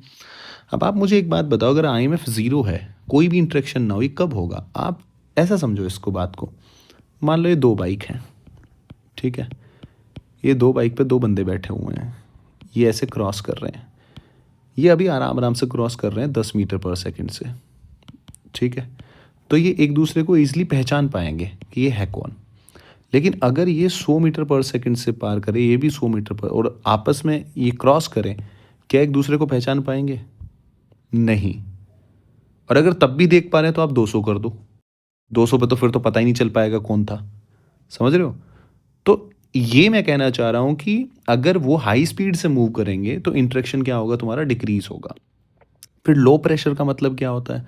प्रेशर को जब आप डिफाइन करते हो तो कैसे? फोर्स पर यूनिट एरिया से डिफाइन करते हो। जो अंदर मॉलिक्यूल हैं वो ऐसे कंटेनर की जो वॉल पे स्ट्राइक जो करते हैं, जो फोर्स लगा रहे हैं, उससे आप प्रेशर डिफाइन करते हो। तो देखो, अगर यहाँ ज़्यादा पार्टिकल होंगे तो इंटरेक्शन होने के चांसेस बढ़ेंगे, नहीं बढ़ेंगे? तो इसका मतलब कम से कम पार्टिकल रहने चाहिए वॉल्यूम के अंदर, ठीक है। कम से कम पार्टिकल रहेंगे तो इंटरेक्शन भी कम होगा, उनके बीच में गैप ज़्यादा होगा। तो अगर कम पार्टिकल है, कम पार्टिकल, तो उस बात को आप टेक्निकल टर्म में कैसे बोलेंगे? Low pressure. तो अल्टीमेटली लो प्रेशर का मतलब क्या है? कि वहाँ नंबर ऑफ मॉलिक्यूल्स कम है। क्लियर है? तो ये एक आइडियल गैस की तरह, अगर कोई रियल गैस, कोई भी गैस हो, अगर वो आइडियल गैस की तरह बिहेव करती है तो हम कहते हैं हाई टेम्परेचर लो प्रेशर। क्योंकि IMF 0 करना होता है। IMF 0 करने के लिए एक तो बहुत तेजी मूव कर रहे हैं और कम नंबर ऑफ पार्टिकल्स कम हो, तो उसको कहने का ये तरीका है। आई होप कि अब आपको रटना नहीं पड़ेगा कभी भी। क्वेश्चन नंबर 27 की हम बात करते हैं बच्चे। 27 आपको क्या कह रहा है? देखो 27 पे आ जाओ। एक sample of an ideal gas है, occupy volume V at a pressure P, absolute temperature T, the mass of the each molecule is M, ठीक है। The expression for the density of the gas is, आपको density बतानी है। क्या आप मेरी बात समझ पा रहे हैं? क्या बतानी है आपको? डेंसिटी। अब मुझे एक बात पता है, क्या पता है मेरे को? अगर मैं बात करूं P by rho will be equals to RT by MW, ये मेरे को फॉर्मूला आता है। आई होप कि आपको इसमें कोई भी दिक्कत नहीं होगी, ठीक है। अब आप मुझे एक बात बताओ, क्या मैं MW को लिख सकता हूं M इंटू NA? भाई mass into number of Avogadro number, ठीक है, ये तो फिक्स होता है। आप कहोगे हाँ सर बात तो सही है। क्या मैं P बाई रो को लिख सकता हूँ, R बाई NA को K लिख सकता हूँ? बोल्ट्जमैन कांस्टेंट K लिख सकता हूँ ना? आप कहोगे हाँ सही बात है, लिख लो, डिवाइड बाई M। अब मुझे निकालना क्या था? मुझे डेंसिटी निकालनी थी, तो density will be equals to MP by KT। I hope कि यही पूछा गया है, बस चेंज करना था। Option 4 will be the correct answer, ठीक है जी। आगे चलो 28 के बारे में देखते हैं। 28 कह रहा है आपसे कि gas at a pressure P naught is contained in vessel, ठीक है, if the masses of all the molecule are doubled and their speeds are halved, मतलब आधी कर दी है, the resulting pressure will be, pressure कितना होगा? तो देखो स्पीड कैसे डिपेंड कर रही है? VR is equals to 3P by rho. Pressure पे ऐसे डिपेंड करती है 3P बाई रो। रो क्या होती है? डेंसिटी। ये है P प्रेशर, ये होता है प्रेशर, अगर आपको याद हो VRMS का, ये PR और ये डेंसिटी होगी गैस की। ये फॉर्मूला आया है, होप कि आपको याद होगा। आप मुझे ये बताओ डेंसिटी क्या होता है? मास पर यूनिट वॉल्यूम। अब वेसल तो सेम है, तो ये तो सेम ही है, लेकिन आपने जो मास है, मास का मतलब क्या होता है? अगर मैं किसी भी गैस का मास लिखूं तो एक मॉलिक्यूल का मास इनटू नंबर ऑफ जितने भी मॉलिक्यूल हैं। अब ये आपने इसका मास डबल कर दिया तो डेंसिटी भी तो डबल हो जाएगी। तो आपने क्या किया, डेंसिटी को क्या कर दिया, डबल। मास डबल करने का मतलब है डेंसिटी डबल कर दिया और स्पीड आधी कर दी, यानी कि फाइनल क्या किया आपने, v/2 ये कर दिया will be equals to 3p dash divide by 2 rho, ये कर दिया आपने। और इनिशियली क्या था आपका, v is equals to 3p by rho, ये था। अब कुछ नहीं है, p डैश निकालना, इक्वेशन को या तो डिवाइड कर लो या फिर आप एक काम कर सकते हैं, v की जगह पुट कर लो। So 1/2 into 3p by rho will be equals to ये हो गया 3p डैश बाई 2 रो। ठीक है बच्चे, 3 से ये तो अंदर कट ही जाएगा, तो इसको पहले ही काट दो, स्क्वायर कर दो। So 1/4 into P will be equals to p dash by 2, cut गया, यानी कि p dash will be equals to p by 2। Option 4 will be the correct answer.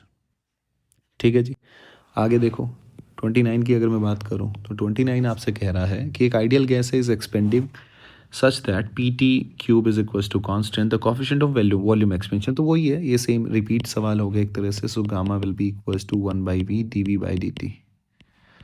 तो अल्टीमेटली p और t के बीच में रिलेशन है, pt cube is equals to constant, तो मुझे v और t के बीच में बनाना है, तो p क्या होता है, t by V into T cube is equals to constant, यानी कि v आ जाएगा proportional to t⁴।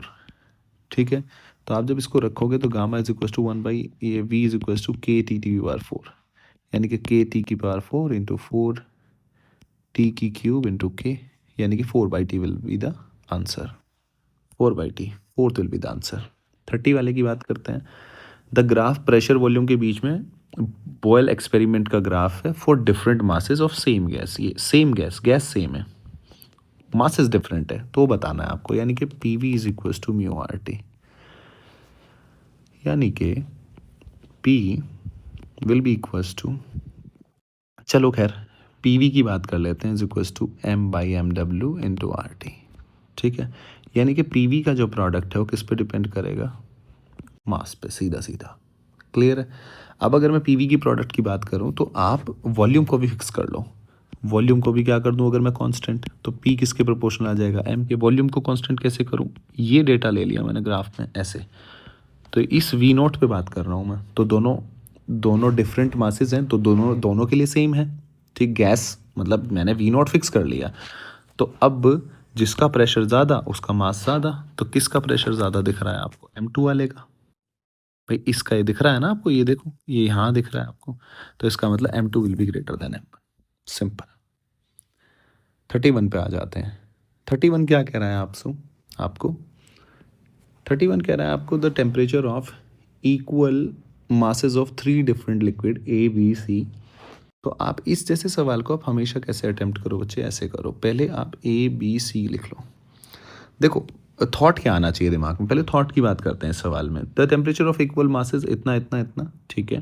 The temperature when A और B मिक्स्ड इतना, A और B को मिक्स करोगे तो इतना टेम्परेचर आएगा, फिर कहेगा B और C को मिक्स करोगे तो इतना टेम्परेचर आएगा। What should be the temperature when A और C आर मिक्स, जब A और C को मिक्स करोगे तो कितना टेम्परेचर आएगा। मासेस क्या है, इक्वल है, लेकिन लिक्विड क्या है, डिफरेंट डिफरेंट। तो अगर मैं A और C को मिलाऊं तो मैं ऐसे ही तो लिखूंगा A और C, तो कौन देगा, तो ये तो गेन करेगा, ये हीट लूज करेगा। तो मैं लिखूंगा जब इक्वेशन तो ये लिखूंगा MSA डेल्टा T, यानी कि T-12 will be equals to MSC delta T, यानी कि 28 - T। T वो टेम्परेचर जो मिक्सिंग का, ऐसे ही निकालते हैं। M से M कट गया, M से क्या कट गया बच्चे, M से M कट गया। लेकिन बात क्या है ना, आपको SA और SC के बीच में अगर रिलेशन नहीं पता इस केस के बीच में, तो आप सवाल भी सॉल्व नहीं कर पाएंगे। तो इसका मतलब ये जो ऊपर कंडीशन दी हुई है ये रिलेशन के लिए ही गिवन है। तो आप क्या करो, आप इसको ऐसे लिख लो A B C। A का टेम्परेचर कितना लिखो आप, 12 डिग्री, इसका 19, इसका 28। इन दोनों को आपने मिक्स किया, आपका टेम्परेचर आया 16। तो यहाँ से क्या MSA डेल्टा T कितना हो गया, 4 विल बी इक्वल्स टू, ये कितना है 16 और 19, 3 का फ़र्क है, यानी कि MSB इंटू 3। तो एक चीज़ तो यहाँ से आ गई, क्या आ गया, 4SA is equals to 3SB। फिर आपने इन दोनों को मिक्स किया और टेम्परेचर आ गया आपका 23, यानी कि MSB इंटू 9 4 13, ठीक है, will be equals to MSC into 28 और 5, ठीक है, 23 और 5 28, सॉरी कट गया, यानी कि 4SB is equals to SC into 5। इस दोनों इक्वेशन से मैं SC और SC के बीच में रिलेशन निकाल सकता हूँ, यानी कि 4SA will be equals to 3 into SB की वैल्यू रख दो 5SC डिवाइड बाई 4, तो ये हो गया आपका 16SA will be equals to 15SC। कुछ नहीं करना, इसको उठा के इधर पुट करना है बस, तो आंसर आ जाएगा आपका SA बाई SC कितना हो गया, SA बाई SC हो गया आपका 15/16, और ये क्या होगा T minus 12 will be equals to 28 minus T। ठीक है जी, यानी कि 15T, ठीक है जी, क्या आ गया आपका 15T माइनस 15/12 कितना होगा 150, 180 विल बी इक्वल्स टू 16 गुना 28, ये कितना हुआ आपका, ये हो गया आपका, चलो ठीक है इसको ऐसे ही लिख लो एक बार, 16 इंटू 28 माइनस 16T, इसको इधर ले आओ तो ये 31T बन जाएगा, विल बी इक्वल्स टू, इन दोनों को जब आप करोगे तो ये लगभग आएगा आपका 628। ठीक है जी, यहाँ से आपका T निकल के आएगा 628 डिवाइड बाई 31, तो अप्रॉक्सीमेटली 20 पॉइंट समथिंग, तो अप्रॉक्सीमेटली यानी कि 20 डिग्री सेल्सियस। इसीलिए देखो इसने नियरली पूछा है, तो यानी कि 20 डिग्री सेल्सियस, ये इसका आंसर हो। ठीक है भैया, अब हम क्वेश्चन नंबर 32 की तरफ चलते हैं बच्चे। क्वेश्चन नंबर 32 देखो जी, 32 देखो, ये कह रहा है जब भी ऐसा सवाल करो तो ऐसा, मैंने प्रॉब्लम भी डिस्कस कर रखी है, जो प्रॉब्लम वाला सेक्शन है ना अलग से, जो इंपॉर्टेंट प्रॉब्लम है नीट के लिए, तो आप वो देख लो, उसमें आपको ऐसा सवाल मिलेगा, मैंने समझा भी रखा है लगभग, शायद यही सवाल हो या इसके जैसा हो, मुझे याद नहीं है। अगर मैं m ग्राम ऑफ आइस की बात करूं, m ग्राम आइस की बात करूं 0 डिग्री सेल्सियस, ठीक है, तो जब भी आप मिक्स कर रहे हो ना बच्चे, तो हमेशा ये प्रोसेस अगर आप फॉलो करोगे तो आपका सवाल कभी गलत नहीं होगा, इस बात की गारंटी मैं दे रहा हूँ। और ये 100 डिग्री सेल्सियस पे क्या है, आपकी स्टीम है। ठीक है, the resultant temperature of mixture is, आपसे रिजल्टेंट टेम्परेचर पूछ लिया मिक्सचर का कितना होगा, resultant temperature of mixture is. अब पहले आप क्या करो, देखो हो क्या रहा है, ये जो आइस है ये तो हीट लेगा और ये हीट देगा, तो ये देने वाला है ये लेने वाला है, और दोनों मिक्स होके फिर किसी एक नॉर्मल एक कॉमन टेम्परेचर पे आ जाएंगे। जैसे कि एक बाल्टी में गर्म पानी है तो आप ठंडा पानी मिला रहे हो, तो टेम्परेचर उसका क्या हो रहा है, गर्म पानी का ठंडे पानी में आप मिलाते हो तो कुछ हो जाता है ना, कम टेम्परेचर हो जाता है, ताकि आप नहा पाओ आराम से। अदरवाइज़ आप बाल्टी में बहुत गर्म पानी है आपकी बकेट में, तो आप सीधा थोड़ी ना नहा सकते हो, आप जब सर्दियों में यूज़ करते हैं ना, तो वो सेम प्रोसेस है बच्चे। तो अपन इस प्रोसेस में क्या करेंगे, देखो जब भी आपको ऐसा मिले तो कोई बात नहीं, आप एक बार इसको वाटर में कन्वर्ट कर लो। तो m ग्राम को, आइस को अगर मैं वाटर में कन्वर्ट करूं तो मेरे को 80 m लगेगा। ठीक है भाई, L की वैल्यू क्या होती है आइस में जब आप कन्वर्ट कर रहे हो, 80 होती है, स्टीम में 540 होती है, तो ये कन्वर्ट हो गया 0 डिग्री और ये वाटर बन गया। ठीक है, बस इतना ही करना है आपको, ये कितने पे भी हो आपको वाटर पे लेके आना है। चलो फिर ये जो स्टीम है ये 540, पहले तो फेस चेंज हुआ, ठीक है, तो ये m ग्राम 100 डिग्री क्या बन गया आपका, वाटर बन गया। फिर आप इसको 0 पे ही ले आओ, यानी कि m ग्राम ये 0 डिग्री सेल्सियस ये वाटर बन गया, तो ये और कितनी छोड़ेगा, ms डेल्टा टी, यानी कि s तो 1 होता है, डेल्टा टी यानी कि 100, तो यानी कि मेरे पास Q जो अवेलेबल है वो कितनी है मेरे पास, 640 m। भाई 540 ये और ये, अब 540 में से 0 डिग्री तक आने में ये कितनी ले ली इसने, 80 ले ली, ये 80 ले ली ना इसने, तो माइनस कर दो, तो मेरे पास एग्जैक्टली मेरे पास जो बची वो बचा मेरे पास 560 m। तो मेरे पास अब है क्या, मेरे पास 2m ग्राम क्या है, वाटर है 0 डिग्री सेल्सियस पे, और मेरे पास हीट इतनी अवेलेबल है। तो मेरा सवाल देखो कितना सिंपल हो गया, अब तो टेम्परेचर बढ़ेगा ही बढ़ेगा, तो अगर मैं इसको क्या करता हूँ, आप कुछ नहीं करना, Q is equal to ms delta T कर दो बस। ठीक है, Q कितना है मेरे पास 560 will be equals to m into S1 into delta T, ये m हो गया 2m, ये 560 m हो गया। ठीक है, मास कितना 2m है, तो m से m कट गया, यानी कि डेल्टा टी आ गया मेरा 280। इसका मतलब मेरा गलत है आंसर, कुछ ना कुछ गड़बड़ है। क्यों? क्योंकि देखो वाटर का टेम्परेचर 100 से नीचे नीचे आना चाहिए, क्योंकि 100 तक टेम्परेचर इंक्रीज होगा फिर फेस चेंज होना है, ठीक है। और फेस चेंज में Q is equal to ml लगता है, तो ये फॉर्मूला ही गलत है सीधा। तो आपको समझ में आ रहा है ना? तो इसका मतलब मेरे पास जो अवेलेबल है वो कुछ ज़्यादा ही है। अब देखो कैसे, उसका मतलब क्या है। अगर इसको वाटर को 2m ग्राम, अब वाटर को 100 डिग्री सेल्सियस पे जाना है तो कितनी हीट चाहिएगी? हीट की जो ज़रूरत है वो ms डेल्टा टी। m मास कितना है? 2m, s 1, डेल्टा टी यानी कि 100, यानी कि 200 m चाहिए। मेरे पास अवेलेबल कितनी है? 560। तो मेरे पास 200 घटा दो इसमें से, तो अब मेरे पास 360 m ये अवेलेबल हो गया मेरे पास, ठीक है। तो यानी कि अब मेरी कंडीशन क्या आ गई? देखो सवाल देखो आप कितना, तो यानी कि मेरा जो आंसर है, अगर आप आंसर देखो तो मुझे क्या, जीरो तो हो नहीं सकता, यानी कि 100 डिग्री सेल्सियस पे है मेरा सिस्टम। मिक्सचर जो है वो 100 डिग्री सेल्सियस टिक कर देना है। लेकिन एक सवाल ये भी आता है कि मिक्सचर में क्या कौन कितना प्रेजेंट है, तो अगर वो आपको निकालना है तो आप ध्यान से देखो इसको। अगर आपको, पहले आप एक बात सोचो, समझो पहले बात को। इसको अगर आपको बच्चे स्टीम में कन्वर्ट करना हो तो कितनी हीट लगेगी? अब अवेलेबल है वो तो इतनी है, उसको अभी साइड में रखो। इसको स्टीम में कन्वर्ट करना है, यानी कि ml 2m इंटू एल, यानी कि 540, यानी कि 1080 m। इतने कैल चाहिए आपको। आपके पास अवेलेबल कितना है? इतना। तो इसका मतलब 2m ग्राम वाटर को कन्वर्ट होने के लिए इतनी एनर्जी चाहिए, लेकिन आपके पास तो इतनी कम नहीं है, तो कम स्टीम कन्वर्ट, कम ही वाटर स्टीम में कन्वर्ट होगा। तो मैं ऐसे ना करके मैं पहले यही निकाल लेता हूँ कि अगर मेरे पास 360 की वजह से कितना कन्वर्ट होगा, तो Q is equal to ml।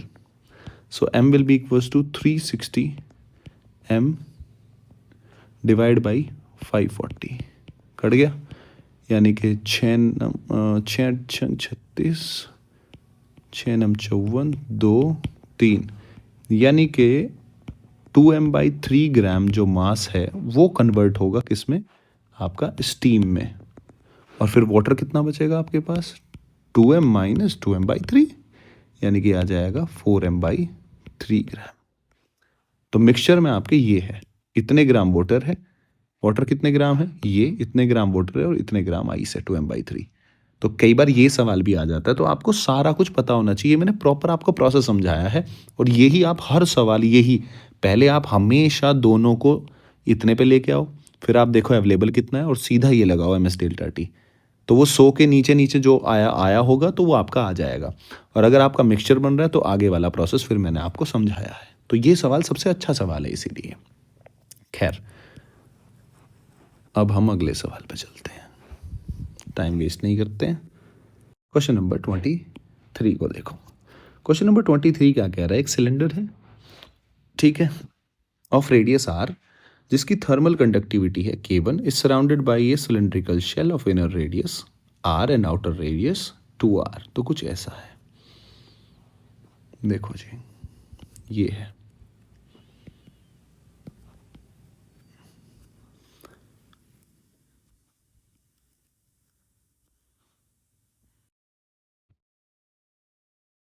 ठीक है जी।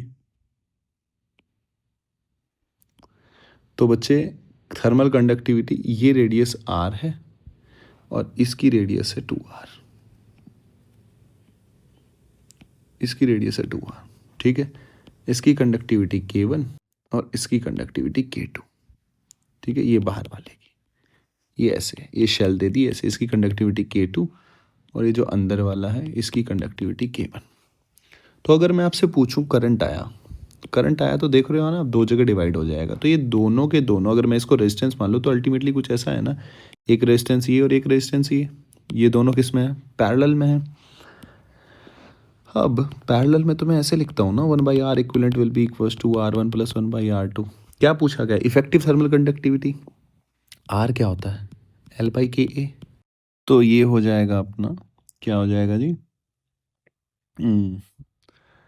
L/L, sorry, K equivalent, A equivalent divide by तुम्हारा L इक्विवेलेंट। अब देखो L तो सबके लिए सेम है ना, ये लेंथ तो सेम है, इसकी भी और इसकी भी, दोनों की सेम है। और जो इक्विवेलेंट बन के आएगा, इक्विवेलेंट का मतलब है ये वाला जो बन के आएगा पूरा, ये पूरा, इसकी लेंथ भी सेम ही है, ठीक है।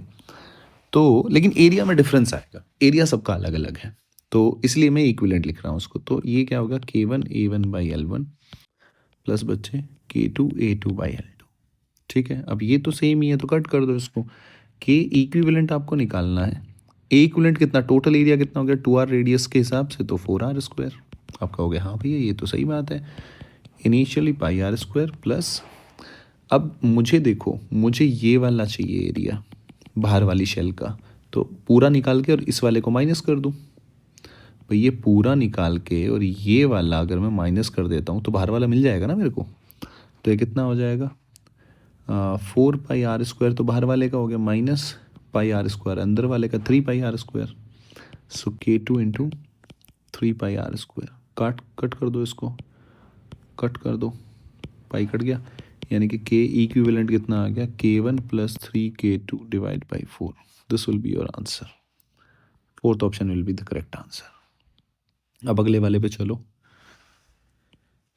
34 देखो, 34 में यहाँ टेम्परेचर पूछा गया, तो इस सवाल को तो आप सिंपल है, आप कर ही लोगे। टेम्परेचर कैसे, वही है हीट करंट जैसे हम लगाते थे I1 प्लस I2 नोडल लगाते थे ना, I3 will be equals to 0, ऐसे इसको लगाओगे। तो इक्वेशन लिख देता हूँ, बाकी आप कर लेना। T-0 delta T by R, यानी कि ये ले लो आप R1, ये R2 मान लो, ये R3 मान लो। So R1 plus T-50 divide by R2 plus T-0 divide by R3 will be equals to 0। और R1 R2 R3 के लिए ये सब कुछ तो सेम है, तो R is equals to L by KA। तो डायमेंशन तो सेम है, तो K पे डिपेंड कर रहा है। तो यानी कि इसको आप R1 हो गया आपका L बाई 3KA, R2 जैसे हो गया आपका कितना हो गया L बाई 2KA, और R3 हो गया आपके पास L बाई KA। तो इसको अगर मैं R मान लूँ तो ये आपका R/2 हो जाएगा और ये R/3। वैल्यू पुट करो, आपका आंसर आ जाएगा। और जो इसका आंसर है वो मैं सीधा बता देता हूँ आपको, आंसर आएगा इसका सेकंड। फिर 35 देखो, 35 कह रहा है कि ये रॉड है, ये रॉड का स्टडी टेम्परेचर हो गया 30 डिग्री सेल्सियस इधर, 20 डिग्री सेल्सियस इधर। आपको 48 सेंटीमीटर पे बताना है, और ये रॉड है 100 सेंटीमीटर की, ये रॉड है 100 सेंटीमीटर।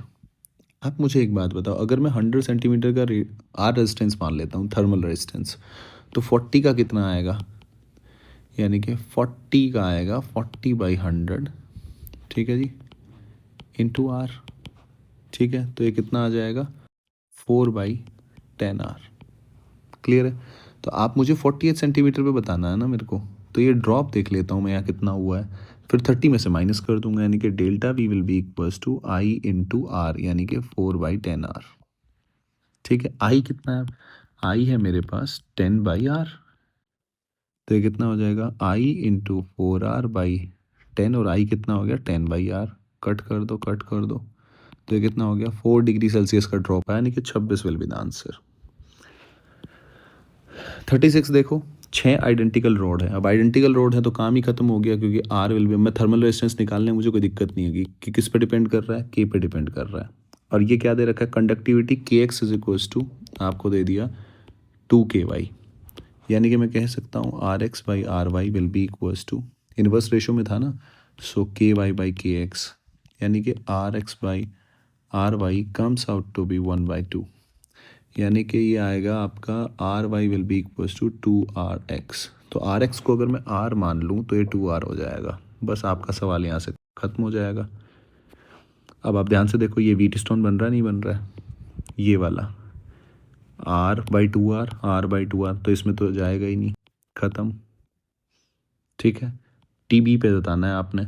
तो अगर मैं टोटल करंट निकाल लूँ, ठीक है, करंट कितना फ्लो हो रहा है, तो ये अगर यहाँ इस ब्रांच का करंट आ जाए तो ड्रॉप पता चल जाएगा। तो इसका इक्विवेलेंट निकाल लो, ये 3R/2 आ गया। सो I कितना फ्लो हो रहा है 3, ये हो गया 3R/2, 3R तो सॉरी 3R/2 हो गया, और 3R/2 प्लस R, तो ये कितना हो जाएगा 5R/2। ये I हो गया, I हो गया, सॉरी R इक्विवेलेंट आ गया। क्या हो रहा है, ये R इक्विवेलेंट आया ना भाई, R इक्विवेलेंट थर्मल रेजिस्टेंस आ गया। सो I मेरा कितना है डेल्टा T बोले तो 50/5R × 2, ये 10 आ गया, यानी कि 20/r, ये आई आ गया।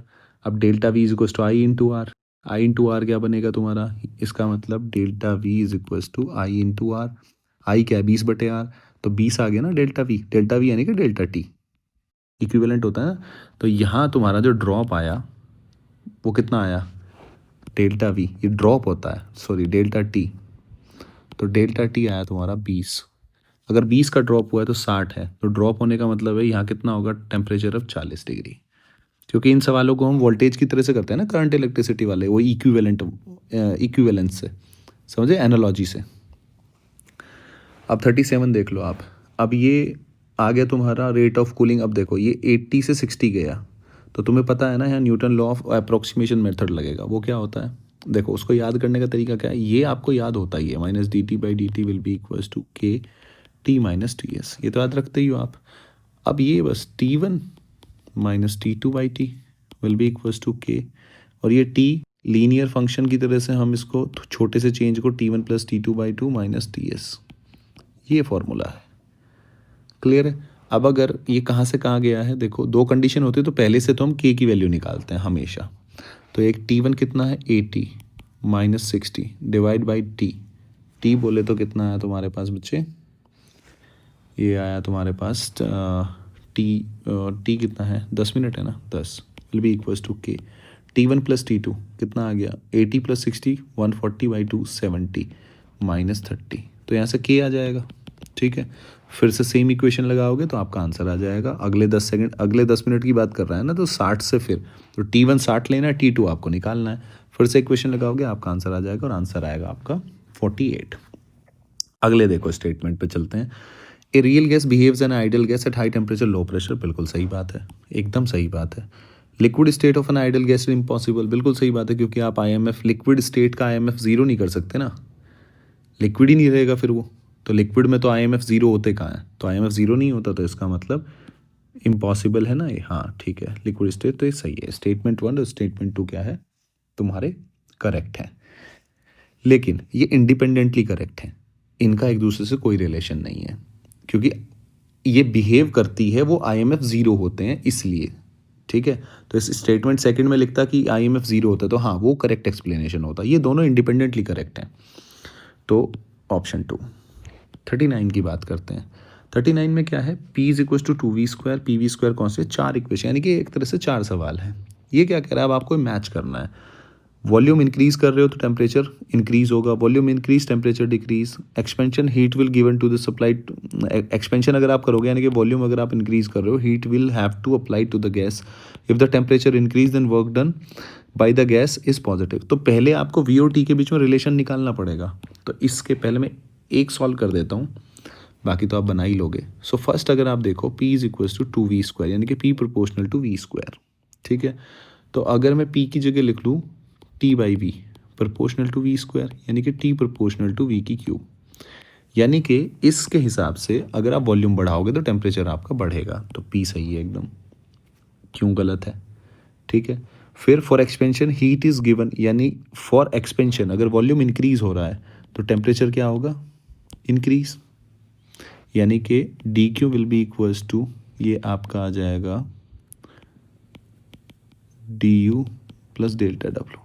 अगर ये आपका पॉजिटिव है, वॉल्यूम इंक्रीज हो रहा है तो वर्क डन पॉजिटिव होगा, तो इसके हिसाब से तुम्हारा टेम्परेचर भी क्या हो रहा है, इंक्रीज हो रहा है, तो इंटरनल एनर्जी भी बढ़ेगी, तो ये भी पॉजिटिव, यानी कि अल्टीमेटली ΔQ क्या आएगा आपका, पॉजिटिव। पॉजिटिव का मतलब क्या होता है, heat is given to the system, तो R भी सही है।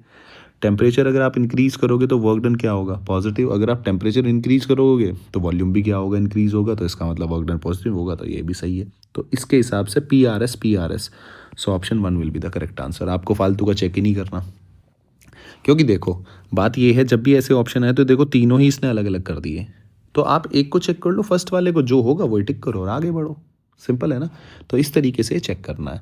फिर मेरा मोटिव इसको भी बताना है, ये दो तो सेम तरीके से सॉल्व हो जाएंगे। अब ये इससे तुम्हें इक्वेशन निकालनी आनी चाहिए, C is equal to CV + 2R।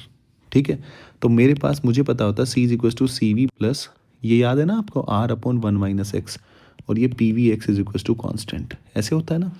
अब इन दोनों को कंपेयर कर लो, तो ये क्या हो जाएगा, 2R will be equal to R/1 - x, cut गया, यानी कि हो जाएगा 2 - 2x will be equals to 1, यानी कि 2x will be equals to 1, x will be equals to 1/2। तो बच्चे इक्वेशन क्या बनी, PV 1/2 is equals to constant. समझ गए? तो PV इज इक्वल्स टू 1/2, ये कॉन्स्टेंट। अब ये इक्वेशन आ गई तुम्हारी। अब आप यहाँ से आगे सॉल्व करोगे। आई होप कि आपको समझ में आ रहा होगा कि मैं आपको क्या समझाना चाह रहा हूँ। अब फिर से सेम प्रोसेस अब बन गया ना, अब ऐसे ही सवाल सॉल्व करना है। मेरे पास इक्वेशन ये आ गई, फिर सेम प्रोसेस सोचना है। तो इस तरीके से आप सवाल को हल कर सकते हैं। क्वेश्चन नंबर 40 देखो। 40 में अगर आप पहले वाले को देखो, 1/v क्या हो रहा है, डिक्रीज हो रहा है, और ये यहाँ से जा रहा है। तो इसका मतलब ये कौन सा, PV is equals to RT। So P is equals to 1/v mu RT। ठीक है, इसके और इसके बीच में यानी कि टेम्परेचर क्या होगा, कांस्टेंट होगा। टेम्परेचर कांस्टेंट है तो आइसोथर्मल प्रोसेस होगा। ठीक है, सो ऑप्शन 1 आइसोथर्मल प्रोसेस है। 1/v क्या हो रहा है, डिक्रीज। इसका मतलब वॉल्यूम क्या हो रहा होगा, इंक्रीज। वॉल्यूम इंक्रीज है तो क्या होगा, वर्क डन पॉजिटिव। और आइसोथर्मल के केस में डेल्टा क्यू क्या होता है, 0, क्योंकि कोई टेम्परेचर में चेंज नहीं होता। सो फिगर वन में सॉरी डेल्टा क्यू 0 क्यों लिख दिया मैंने, delta Q is equals to D U plus delta W. तो डी यू 0 होगा तो डेल्टा क्यू किसके बराबर होगा, डेल्टा डब्लू। तो वर्क डन अगर पॉजिटिव है सो डेल्टा क्यू भी पॉजिटिव होगा। सीधी सी बात है ना भाई। ये देखो, इसका मतलब क्या है, वॉल्यूम इंक्रीज हो रहा है तो डेल्टा क्यू भी पॉजिटिव। और ये तो P और S आपका, फर्स्ट का P और S, यानी कि ये हो सकता है, ये हो सकता है। अब आप देखो B देख लो, B दोनों डिफरेंट है, तुरंत पता चल जाएगा। B क्या है, एडियाबैटिक प्रोसेस है। डेल्टा क्यू क्या होता है, 0, तो एक सिंगल ही आएगा।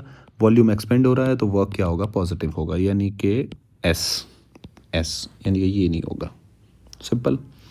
41 के बारे में बात कर लेते हैं। 41 में क्या है, देखो आइसोबारिक प्रोसेस है। आइसोबारिक प्रोसेस में होता क्या है, आप मुझे बताओ। आइसोबारिक का मतलब होता है कांस्टेंट प्रेशर। तो A का क्या हो गया, Q। A का क्या होगा, Q। या तो ये हो सकता है, ये हो सकता है, तो ये नहीं होगा, ये भी नहीं होगा। अब आगे बढ़ो, पहले ऑप्शन देखो। अब आप हमेशा SR अलग अलग, C को चेक करने का कोई मीनिंग नहीं है, P आने वाला है। या तो D को चेक कर लो, अलग अलग ऑप्शन है ना, तो किसी को चेक कर लो। आइसोकोरिक को कर लो चेक। आइसोकोरिक में वर्क डन क्या होता है, 0, तो यानी कि S बनेगा, D का S बनेगा, D का S। तो इसका मतलब ये सही है, ये गलत है, यानी कि option 3 will be the correct answer. सारे चेक नहीं करने होते इसमें। 42 देखो, ये मैं अटेम्प्ट करना बता रहा हूँ पेपर। 42 जैसे एडियाबैटिक एक्सपेंशन है तुम्हारा ऑफ मोनोएटॉमिक आइडियल गैस। ठीक है, अब the volume is increase by 24%, then the pressure decrease by, तो ये तो वही है, PV gamma is equals to constant. Monoatomic है तो गामा कितना हो जाएगा तुम्हारा, 5/3। समझ रहे हो? अब आपको पता है फाइनल प्रेशर बताना है आपने, P फाइनल। ठीक है जी, ये हो गया आपका by P initial will be equals to V initial by V final. ऐसे निकालते हो ना gamma.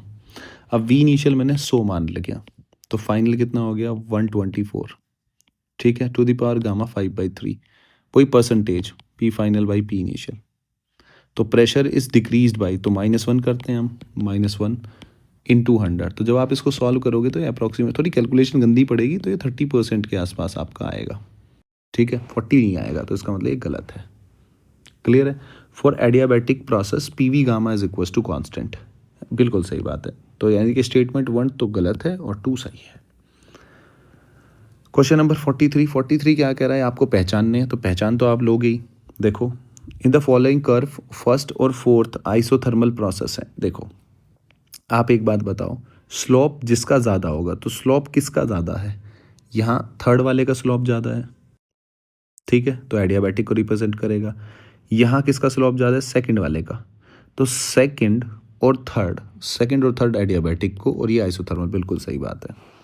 Adiabatic at any point has steeper, adiabatic क्या है, steeper has a steeper slope than the, बिल्कुल सही बात है। सो आपका इसमें क्या है, आपका कौन सा आप चूज़ करोगे, स्टेटमेंट 1 सही है। और सीधी सी बात है, स्टेटमेंट 1 हमने कैसे बताया, स्लोप से बताया, और वो सेकंड में आपको स्लोप के बारे में बताया गया, तो करेक्ट एक्सप्लेनेशन है। 44 की अगर मैं बात करूँ, ये थोड़ा सा अच्छा सवाल है। एक बार 45 देख लेते हैं। The amount of radiation from the sun surface varies 4th power, यानी कि ये है ना, E is equal to sigma T की पावर 4, स्टीफन्स लॉ, बिल्कुल सही बात है। According to Wien displacement law wavelength corresponding to maximum spectral emissive power, बिल्कुल सही बात है। Lambda M is equals to T is equals to कौन सा, तो ये कौन सी होती है, जो मैक्सिमम जो एमिट हो रहा है, बिल्कुल सही बात है, ब्लैक बॉडी से। तो ये इंडिपेंडेंटली करेक्ट है, इसका ऊपर से कोई रिलेशन नहीं है। सो बोथ आर करेक्ट, यानी कि सेकंड। अब आ जाते हैं इस पे, देखो एक गैस इज टेकन, गैस एक पाथ से दूसरे पाथ पे ले जाई गई, ए से बी, ठीक है, through two different path, same gas है, दो डिफरेंट पाथ फॉलो कर रही है, more specific heat of the gas path 1 is more compare to 2। आप देखो delta Q is equal to क्या होता है, डेल्टा क्यू हो जाए आपका D U plus delta W. अब डी यू तो सेम है क्योंकि फर्स्ट और सेकंड ये तो स्टेट तो सेम है, तो स्टेट फंक्शन है, तो ये तो सेम रहेगा दोनों पाथ में, दोनों प्रोसेस में सेम रहेगी, लेकिन वर्क डन तो अलग अलग होगा ना, क्योंकि आप मोलर स्पेसिफिक हीट को कैसे डिफाइन करते हो, delta Q upon mu delta T. अब डेल्टा टी भी सेम है क्योंकि देखो ये सेम है, म्यू भी सेम है क्योंकि सेम ही गैस की बात कर रहे हो, तो नीचे वाला सेम हो गया, तो सी अल्टीमेटली डेल्टा क्यू पे डिपेंड कर रहा है, और डेल्टा क्यू किस पे डिपेंड कर रहा है, पाथ फंक्शन वर्क पे डिपेंड कर रहा है, वर्क किसका ज़्यादा है, फर्स्ट वाले का, एरिया अंडर द कर्व इसके ज़्यादा है, इसका मतलब ऑप्शन कौन सा है, फर्स्ट वाले में, क्योंकि फर्स्ट वाले का delta Q one is more than delta Q two, यानी कि C one is more than C two, ठीक है, तो बिल्कुल सही बात है। स्पेसिफिक हीट को ऐसे डिफाइन करते हैं, क्यों ये होता है तो ऐसे ही तो निकाला हमने, डब्ल्यू वेरिया अंडर द कर्व, ठीक है, सही एक्सप्लेनेशन है उसकी, क्योंकि हमने पहले वाला जो निकाला है वो सेकंड वाला है तो यूज़ करके निकाला है, देखो यही तो यूज़ किया था मैंने, ये कांस्टेंट है, क्यू पे डिपेंड कर रहा है, Q is equal to D U, तो बिल्कुल सही बात है, is the correct explanation. I hope कि आपको ये समझ में आया होगा 45। अब हमारा एक सवाल बचता है, अगर आपको याद हो तो, पहले कैलकुलेशन वाला, ये 8 वाला सवाल, ये 8वें नंबर का सवाल, ये सवाल आसान है, इसमें कैलकुलेशन करनी पड़ेगी बस, और इसका आंसर जो आएगा वो सेकंड आएगा।